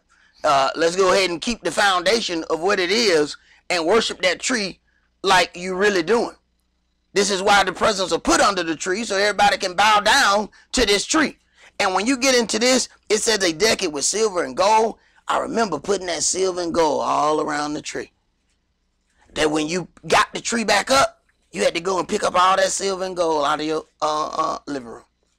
And you find the decorations are still the same colors. You got the silver and gold bells. You got the silver and gold tinsel. This is the same stuff. But Christ's not here. But there's a whole nother level that ends up going to that. So let's say now, did you finish that? No, sir. Go ahead and finish that. Verse 5. They are upright as the palm tree, but speak not. They must needs be born, because they cannot go. Be not afraid of them, for they cannot do evil. It ain't the trees we're afraid of. It's something else we're afraid of. Go ahead. Neither also is it in them to do good. For as much as there is none like unto you, O Yahweh, you are great, and your name is great in might. Right. Back up to Jeremiah chapter 1, and let's read verses 1 through 8. See, this is something that Yirmiyahu had to be told, and you understand something, that Israel had to be told this again. Israel had to be told this again. Jeremiah chapter 1, and we're going to start this at verse 1. The words of Yirmiah, the son of Hilkiah, of the priests that were in Anathoth, in the land of Benjamin, to whom the word of Yahweh came in the days of Uzziah, the son of Amon, king of Yehudah, in the 13th year of his reign. It came also in the days of Jehoiakim, the son of Uzziah, king of Yehudah, on to the end of the 11th year of Zedekiah, the son of Josiah, king of Yehudah, unto the carrying away of Jerusalem captive in the 5th month. Then the word of Yahweh came unto me, saying, Before I formed you in the belly, I knew you, and before you came forth out of the womb, I sanctified you, and I ordained you a prophet, unto the nations. But people say, Yahweh can't bring forth a child unless a man and a woman come together. He said, before I formed you in the belly, I knew you. So where he knew you at? Where were you? Go ahead. Then said I, Adonai Yahweh, behold, I cannot speak, for I am a child. But Yahweh said unto me, Say not, I am a child, for you shall go to all that I shall send you, and whatsoever I command you shall speak. Right. So, brother getting this word, they find out some things. They find out what? Christmas is wrong. The Christmas tree is wrong. Go ahead. Be not afraid of their faces, for I am with you to deliver you, says Yahweh. See, it ain't the heathen per se that we're afraid of. Brother find out this tree wrong, and they go home, but they're afraid to look their wives in the face and tell them, baby, we got to take down that tree. Because women done learned a long time ago. They learned from their mamas. A woman can give you a look, boy. If look can kill, all of us would be already dead. So brothers afraid. This is why brothers can't execute righteousness in their house. Because they afraid of the look on their wives' faces. We need to take that tree down. Who you talking to? It's a family heirloom. We ain't taking it down. Now here go to fight. So now a brother's scared to approach and deal with those things. So when it comes down to executing righteousness, we can't be afraid of the looks on anybody's faces. You got to be able to deal with that. So a man has to know that you can't solve all of a woman's problems, and you got to understand that you ain't gonna always be her savior for everything. It's gonna be some times that you ain't gonna be liked in your house. You got to go ahead and get that through your head. Because there's some things that's gonna have to be executed that's gonna need to be done. And it ain't about how everybody feel about it. Let's go back to Exodus. We're going back to Exodus chapter 20. And we're going to start that at verse 4.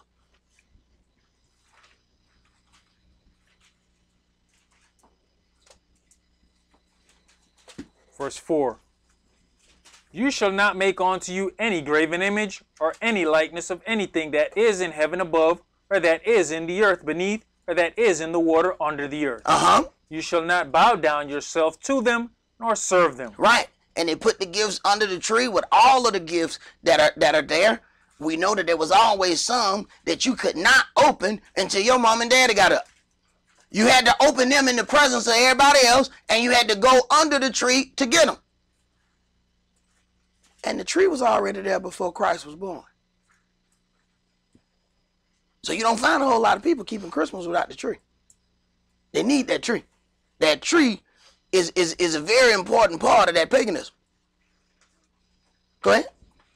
For I, Yahweh your Elohim, am a jealous Elohim, visiting the lawlessness of the fathers upon the children onto the third and fourth generation of them that hate me. Right. And they show that they hate him while they claiming that they love him. And he says, I'm a jealous Elohim. These things have then activated his jealousy.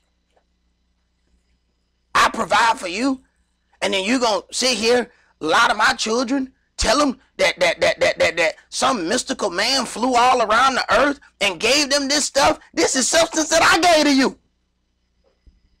I helped you get that job. I provided for you.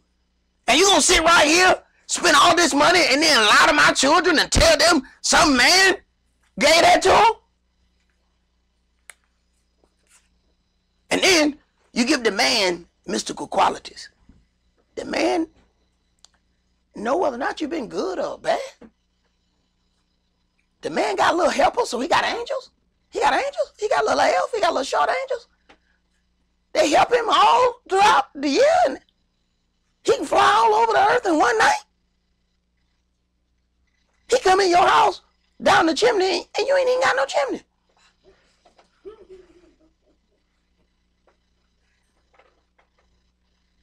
You don't think that activates his jealousy? You have now given this entity all the power of Elohim. And you don't think he's jealous? You have spent your substance in doing it. Then you've given him false qualities. Go ahead, bro. I'm saying, most of the things that they push is Santa Claus. If it was about Christ, why not have Christ on the cereal boxes? Or why not have, and we know. Yeah, hey, you're right, brother. I ain't never bought a Frosted Flake that has Caesar Borgia on it. You know what I'm saying? You know what I'm saying? Happy birthday, Christ. You know what I'm saying? I ain't never bought that. What I see is Santa Claus on there. You don't never, it ain't about Christ. It wasn't about Christ to start with. See?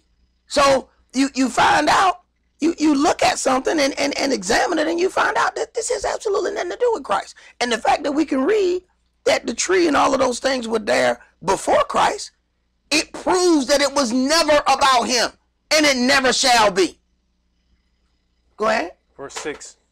And showing mercy unto thousands of them that love me and keep my commandments. See, love and keeping the commandments are hand in hand. See?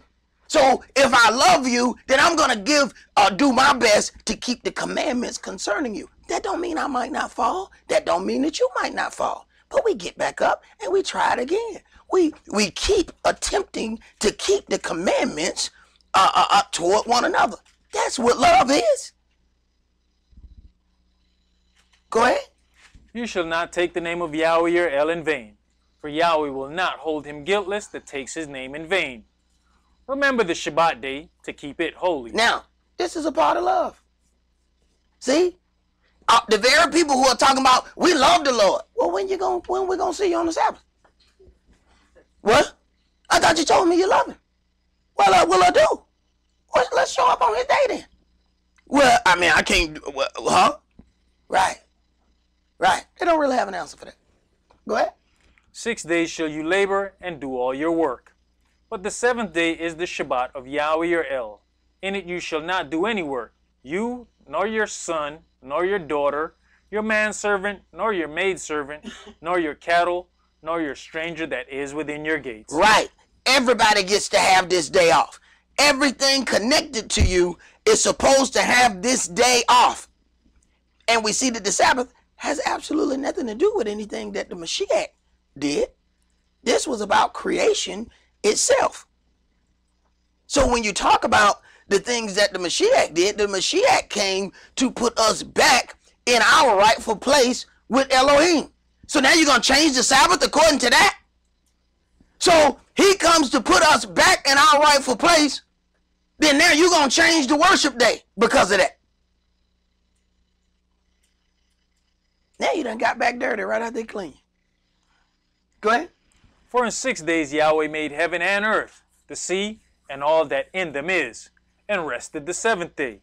Wherefore Yahweh blessed the Shabbat day and hallowed it. First thing blessed and sanctified is the Sabbath day. And it was the very first thing that the heathens went about to change. Go ahead. Honor your father and your mother, that your days may be long upon the land which Yahweh your El gives you. Now, be ready in a couple of days. Now, some of y'all gonna get this right here. Don't you honor your father and your mother like the Bible tell you to? Honoring my father and mother don't mean I'm finna worship your pagan God now. Understand that, boo-boo? You know what I'm talking about? No. I won't get thrown in the lake of fire for you. That's not gonna happen. I said honor for you, not get burnt for you. No. No. Let's go ahead and draw this line where honor is. See? No. I can honor you without getting thrown in that lake. So you need to be ready, because some of y'all gonna get this. Y'all about to get this in a few. Some of y'all get and you get this one right here, especially the honor your mother, Mother's Day. What kind of God is mad about Mother's Day? What is wrong with honoring your mother? I don't need no special day to honor my mother. I don't need a special day to buy my kids gift. I don't need Christmas to buy my kids gift. And people will tell you, your kids don't keep Christmas? I feel so sorry for your kids. You feel sorry for my kids? For what? They taken care of. We don't need no paganism for them to get. Why, everybody? I went to Academy Sports and bought some stuff. And, of course, everybody out there, they Christmas shopping, right? So I got my kids. I'm buying stuff. We got the buggy. The folks are looking like, why is he buying that stuff right in front of them? Wow. They don't really know how they are, and they all looking at me. He's just gonna buy it right there. They see him put it in the pocket. Oh my God. Cause I'm not finna lie to mine and tell him, hey man, this fat white dude slid down the chimney and gave you this. Hey, the fat dude that they may run into might be a cop, and he might be trying to shoot him. I'm telling them that he giving them gifts. No, man. I'm not finna tell you this lie. Then we get mad when the kids lie to us. Why you lie to me? Well, hell, you been lying to me for 20 years. Hey, you told me this fat dude slid down the chimney. I knew it was a lie because we ain't had no chimney. See, I knew you were lying. Then you want to get mad at them when they start lying to you. Hey, they may look at it and, hey, I'm 20 years behind on this lying thing. Give me a second, I'll catch up to you. You've been lying to me for a long time. Hey, how many lies you got to sit there and tell? The tooth fairy came and got your teeth. You waiting till the kid go to sleep, sliding up under there, getting that little rotten tooth, and put some money under their pillow. And tell them, see if the tooth fairy put something under there for you. Then you get mad when they start telling you them little lies. Mama, let me hold the car. I gotta go to the store. Thought you told me you were going to the store. You was lying. Well, yes, I did. Add that to my fairy tale account. You know what I'm saying? Like that one that you told. What you gonna do? They learn it by watching you. Then we set them up with the Valentine lie.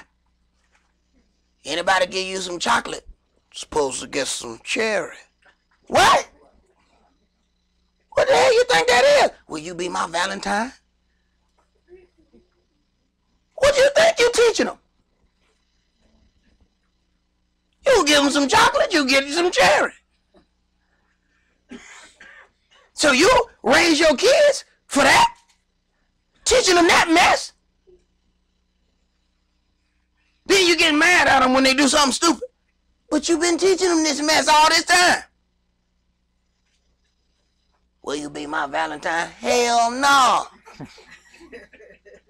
See, this when a daddy supposed to be standing there with that shotgun. You want to say a Valentine?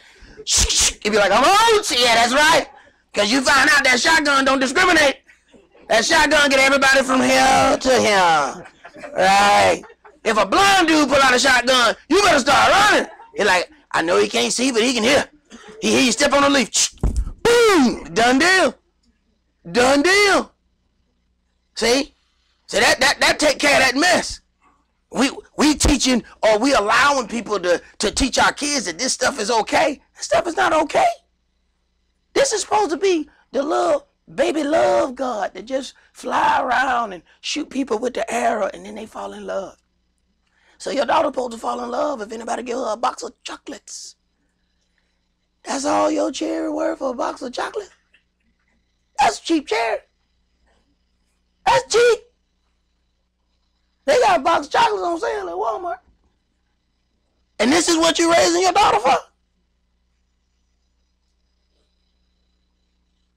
But they want to say, you know, this stuff is fun. It's paganism. And it's killing us. Go ahead, bro. Exodus chapter 20 and verse 13. You shall not kill. You shall not commit adultery. You shall not steal. Now, and we've already read what the Messiah has to say. The Messiah has made this more difficult.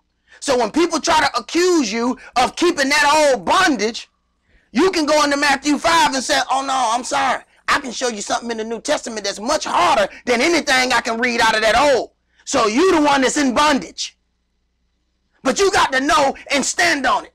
Otherwise, they're going to make you feel some kind of low self-esteem in the word when they throw that bondage thing at you. Go ahead. You shall not bear false witness against your neighbor. You shall not covet your neighbor's house. You shall not covet your neighbor's wife, nor his manservant, nor his maidservant, nor his ox, nor his ass, nor anything that is your neighbor's. All right, let's go to John chapter 14.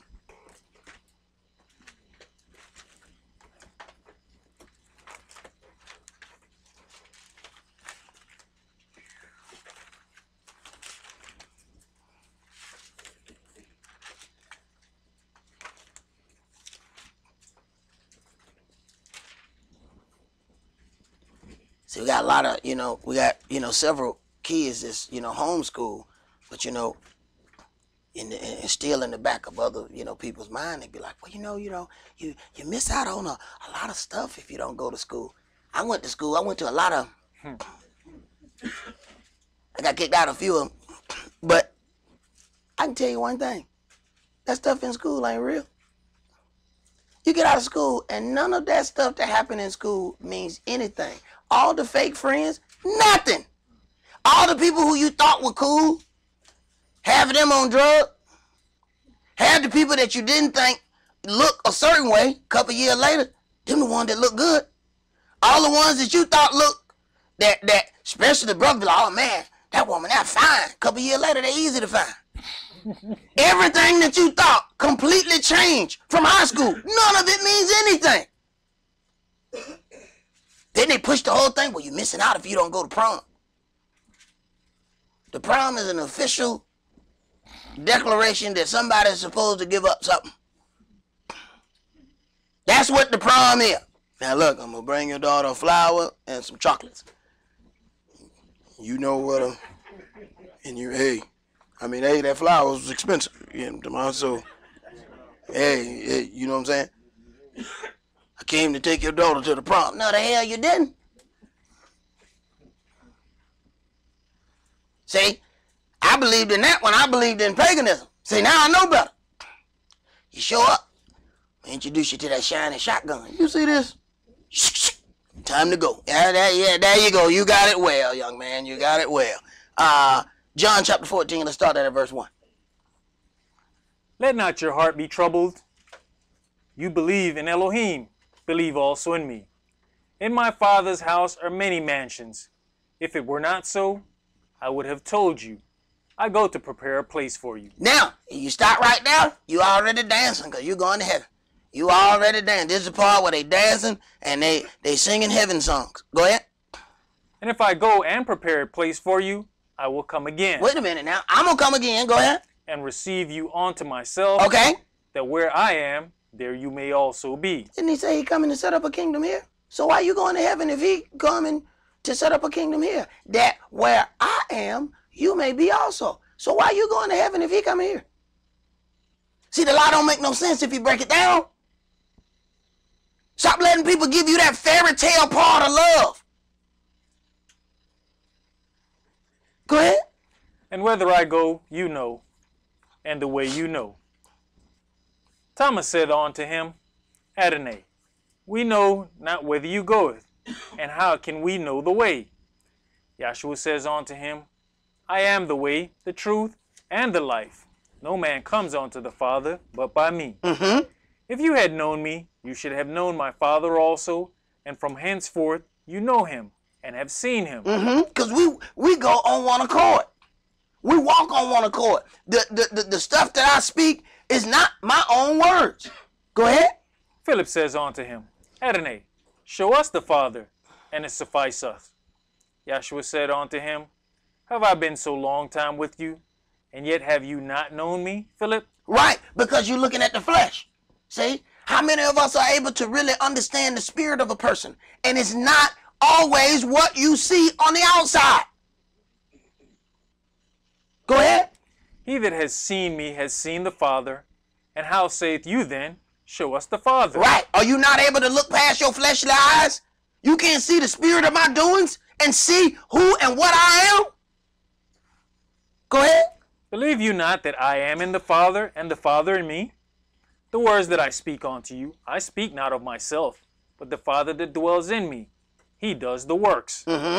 Believe me that I am in the Father, and the Father in me, or else believe me for the very work's sake. Verily, verily, I say unto you, he that believes on me, the works that I do shall he do also, and greater works than these shall he do, because I go on to my Father. And whatsoever you shall ask in my name, that will I do, that the Father may be glorified in the Son. Whatever you ask for in my name according to his will, I will do, that the Father may be glorified in the Son. Now don't get that twisted and think, well, I pray for a Cadillac, I'm going to get that Cadillac, because he told me whatever I ask for, he going to give me. And I pray that you put 22s on there, because I like the chrome, real shiny chrome too. Right. But that's how everything is turned into a spiritual ATM. See, you give to God and you're going to get 100-fold. So that didn't turn the gospel into a spiritual ATM. Go ahead. And if you shall ask anything in my name, I will do it. If you love me, keep my commandments. Whoa, whoa, whoa. Now we got love and commandments all back together again. So you got people that's asking for stuff, but he automatically say, I already know you don't love me because I see how you walk. You don't keep anything that I have commanded. If you love me, where is the fruit of your love? It's got to be something other than just what's coming out of your mouth.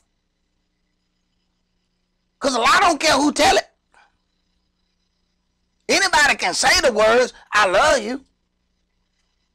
If you don't have any foundation or basis for that, think about how many women have been tricked into dealing with a relationship because the guy was a smooth talker. And ain't nothing like, and some people, let me tell you something. Women are intelligent. Y'all know the dude line. Y'all just like the way the lie sound. Let's just go ahead and put it out there on the table. You wasn't really fooled by the lie, but the lie just sounds so good when it was flow that the lie just fell off a brother's lip like velvet. It's just wow, the way he tell those lies. Oh my God. Right. You knew he was lying. You knew he was lying when he opened his mouth. But here's the thing. He knew you wanted to be lied to. And when you don't have any foundation or basis for love, and we raise our children without any foundation or basis for love, then they will easily fall in the same trap that we fell into. Go ahead. Verse 16. And I'll pray the Father, and he shall give you another comforter, that he may abide with you forever. Even the Spirit of truth, whom the world cannot receive, because it sees him not, neither knows him. But you know him, for he dwelleth with you, and shall be in you. I will not leave you comfortless, I will come to you. Yet a little while, and the world sees me no more. But you see me, because I live, you shall live also. At that day you shall know that I am in my Father, and you in me, and I in you. He that has my commandments and keeps them, he it is that loves me. Once again, we have allowed people to separate walking in the spirit of this law and love. So it's not possible for people that are not subject to Yahweh's word to talk about love. They have no idea what love is. Go ahead. And he that loves me shall be loved of my Father, and I will love him, and will manifest myself to him. Right, and this is why some people can never have Yahshua manifested to them. They have gone to church for 30 years, and you can try to explain something to them, and they won't see it. He won't manifest himself to them because he don't love them, and they don't love him. He said, because you don't love me, you have limited me, that I cannot manifest myself unto you. You have to ask yourself, when you get to certain parts, why did he ask the people before he did a miracle? He said, do you believe I can do this? Why? What he asked that for? You got all power in your hand? Yeah, but you got enough power in your hand to limit what I can do. What? It says he didn't do many works in Cana of Galilee because they knew him. And because they knew him, they did not believe on him. And because of their unbelief, he couldn't do a lot of works there. Go ahead. Yehuda says unto him, not Iscariot, Adonai, how is it that you will manifest yourself unto us, and not unto the world? Yahshua answered and said unto him, if a man love me, he will keep my words. And my Father will love him, and we will come unto him, and make our abode with him. He that loves me not keeps not my saying. Right. And to all of them people who claim that they walk around and tell you they love Christ, say some of his words and see how far they get the hell away from you. See how fast they walk away from you. See how fast they accuse you of being in a cult. They don't even recognize that the word not yours. Just pick something. Just pick something in red. All right. And then say it. And watch how fast the 30-year church veteran come against you. Well, I thought you said you loved the Lord, but you don't understand any of the stuff that he said? You do understand those words, not mine, right? Go to somebody and say salvation is of the Jews. You finna get cussed out. No, see, now I know you in that old stuff now. You do know Christ said that, right? That's in the New Testament. Oh, right. Go ahead. Verse 24. He that loves me not keeps not my saying. And the word which you hear is not mine. Right. So when you flipping through the channels and you hearing that stuff, that's not his word. Go ahead. But the Father's which sent me. These things have I spoken unto you, being yet present with you. But the Comforter, which is the Holy Spirit, whom the Father will send in my name, he shall teach you all things, and bring all things to your remembrance, whatsoever I have said unto you. Now, he can't bring things to your remembrance if you ain't heard it. This is why instead of just jumping in, reading one verse, and then me talking for the next 2 hours, we're going to read some things. So when situations starts happening on down the line in your life, he brings things back to your remembrance, things that you've heard and read before. It's impossible for anybody to read this whole book and know everything. Don't let them folk fool you that be on the corner doing that battle script. That you supposed to get into the point where you can just throw scriptures and all of that. Let me tell you something. Yahweh brings things to your remembrance as it is needed. You don't have to walk around and quote scriptures and throw stuff at people. They practice that. Because battle script, that's their thing. Their whole class is a battle script. They would have already got chastised about 10 times after the brother asked them a question and they can't answer it exactly the way he asked them. He'll chastise them while he broadcasting. And put the camera on him. Put the camera on that brother right there. Now, brother, answer this question. Brother can't answer it, he get chastised right there. Go ahead. Verse 27. Peace I leave with you, my peace I give unto you. Not as the world gives, give I unto you. Let not your heart be troubled, neither let it be afraid. You have heard how I said unto you, I go away and come again unto you. If you loved me, you would rejoice, because I said, I go unto the Father, for my Father is greater than I. And now I have told you before it come to pass, that when it is come to pass, you might believe. Hereafter I will not talk much with you. Hereafter I will not talk much with you. But folks say, I talked to God last night. I talked to the Lord. You know, the Lord told me. Man, you know, he got a whole book. He really didn't need to come and tell you that.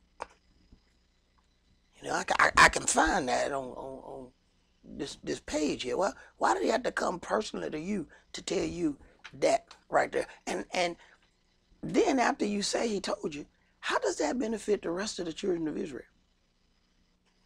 Right. Go ahead.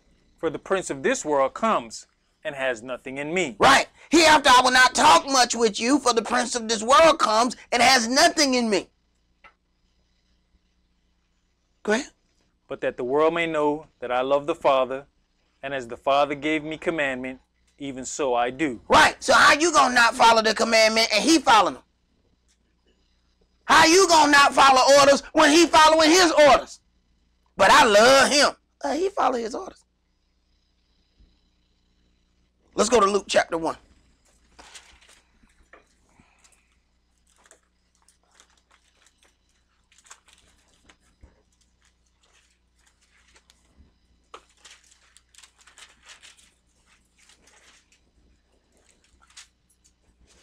Luke chapter 1, and let's read verses 5 through 7.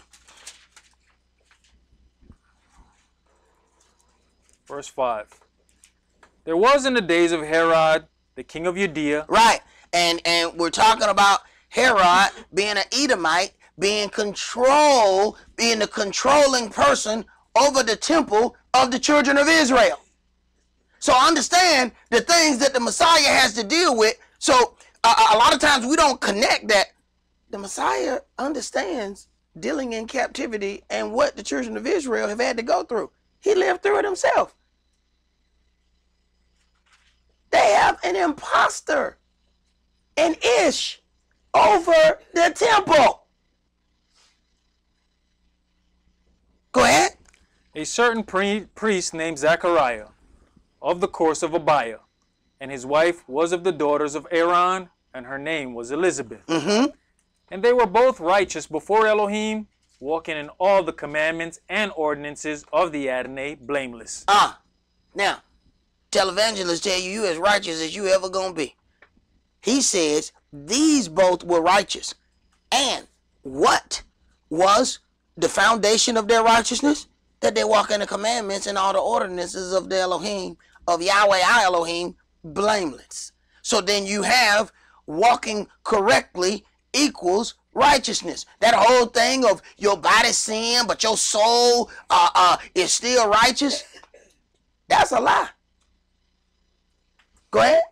And they had no child, because that Elizabeth was barren, and they both were now well stricken in years. Right. They were well stricken in years. They were older people.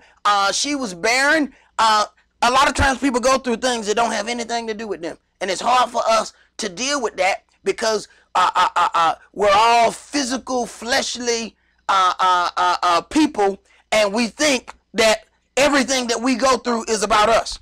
But the child that they had needed to be at a certain time, because this was the only man that was going to be able to baptize Yahshua. He couldn't be born 40 years ago. So this didn't have anything to do. Her being barren ain't had nothing to do with her. It didn't have nothing to do with her husband. But see, we'll limit Yahweh.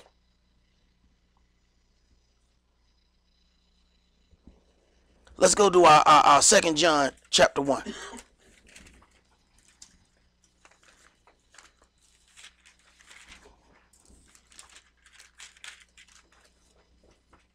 And you know, that's real confusing to people.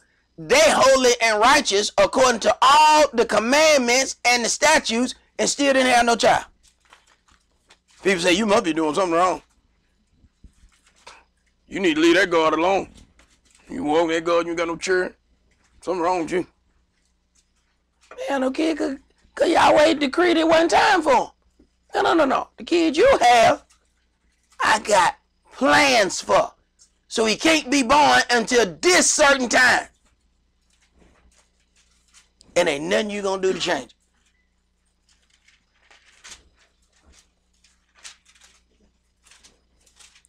Second John chapter 1, and let's read verses 4 through 11. I rejoice greatly that I found of your children walking in truth, as we have received a commandment from the Father. And now I beseech you, lady, not as though I wrote a new commandment onto you, but that which we had from the beginning, that we love one another. Right.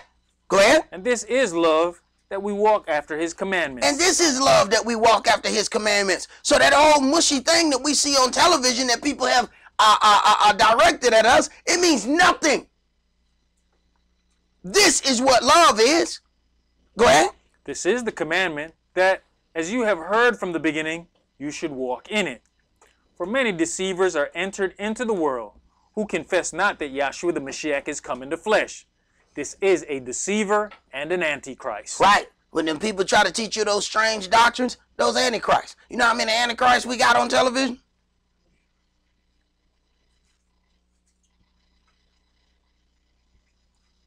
The TBN network full of antichrist. They should call it the Antichrist Television Network. Because half that stuff they teach on there, none of it come out of this book. Go ahead. Look to yourselves, that we lose not those things which we have wrought, but that we receive a full reward. Whosoever transgress and abides not in the doctrine of the Mashiach has not Elohim. He that abides in the doctrine of the Mashiach, he has both the Father and the Son. If there come any unto you, and bring not this doctrine, receive him not into your house, neither bid him Elohim speed. Right. If there come any unto you and bring not this doctrine, receive him not into your house, neither bid him Elohim speed. So people don't understand when they said, man, you gonna talk to them Jehovah's Witnesses? Yeah, out on the doorstep. See, I don't talk to enough of them. I know their doctrine. You ain't coming in my house, you might drop one of them demons out. Now, then I got to spend all week trying to catch that little demon. He running around, jumping up on the chairs and doing all. I ain't got time to be chasing the demon all week. You done let up in here. No, we're going to talk outside. Because I know you got some strange doctrine. I know something is seriously wrong with that. Did you finish that, brother? For he that bids him Elohim speed is partaker of his evil deeds. Right. All right, let us hear the conclusion of this matter. Let's go to Revelation chapter 22.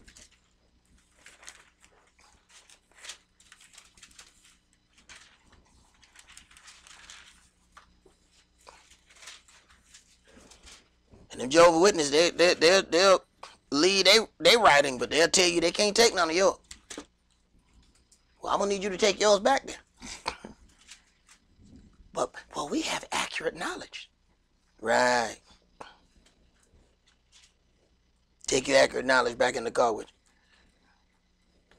you. Revelation chapter 22, and let's read verses 6 through 16. And he said unto me, these sayings are faithful and true. And the Adonai Elohim of the holy prophets sent his angel to show unto his servants the things which must shortly be done. Behold, I come quickly. Blessed is he that keeps the sayings of the prophecy of this book. And I, Yohanan, saw these things and heard them. And when I had heard and seen, I fell down to worship before the feet of the angel which showed me these things. Then says he unto me, see you do it not, for I am your fellow servant, and of your brethren the prophets, and of them which keep the sayings of this book, worship Elohim. Now, Lucifer wouldn't have said that. As a matter of fact, Lucifer said the opposite. He said, hey, look, bow down and worship me, and I give you all. I give you everything. An angel following after Yahweh's command ain't finna let you bow down and worship him. Go ahead. And he saith unto me, seal not the sayings of the prophecy of this book, for the time is at hand. He that is unjust, let him be unjust still. And he which is filthy, let him be filthy still. And he that is righteous, let him be righteous still. Right. But see, the church is saying everybody righteous at heart. You know, you just got a sinful body. See? Right. Go ahead. And he that is holy, let him be holy still. And behold, I come quickly, and my reward is with me, to give every man according as his work shall be. Right. Whatever it is you have done, you're going to receive a righteous and just recompense of reward for your doings. That's whatever you reap, that's what you're going to sow. Whatever you plant, that's what's going to grow. You can't plant no squash talking about I can't wait till the watermelon come up. Boo-boo, you didn't plant no watermelon. Boo-boo, you put squash in the earth. Boo-boo, you're not going to get no watermelon. So there's some people that have done absolutely nothing but trickery, and they expect nothing but the finest things. Nothing but the finest. But that's not what you've done. Go ahead. I am Alpha and Omega, the beginning and the end, the first and the last. Blessed are they that do his commandments. Blessed are they that do his commandments. While other people are teaching, you don't need to even worry about these things. Go ahead. That they may have right to the tree of life. Whoa, whoa, whoa. Now back up, back up. It's the tree of life that allows man to live forever. So the ones that keep the commandments are the ones that will be given the opportunity to eat from the tree of life. Understand, even in all Lucifer's trickery, he didn't want you to know about that tree. He tell you about the other tree, tree of knowledge. He didn't want you dealing with that tree of life because he didn't want you to have the same power that he had. You don't get to eat from that tree. That was none of his trickery. Keeping the commandments, you have a right to this tree of life. This is the thing that the adversary needs for you not to get to. So having right to this tree of life, which gives man this opportunity to live forever, the adversary, the devil, so tricky, he then tells the people that as soon as you die, you go to heaven and you automatically live forever. But you ain't been nowhere near that tree. See, somebody lying, and you just got to figure out who you gonna listen to. And I know it's hard to listen to the hairy dude with the gold tooth. I know. And Slick Willie, he got a PhD that he done bought from some college. You know, they done let him, say, you're gonna have to pick and choose. Go ahead, bro. I was just going to ask you, so the tree of life is not in heaven? Hey, bro, here's the thing. First of all, apparently, they got the tree and they can get to it somehow, even without judgment.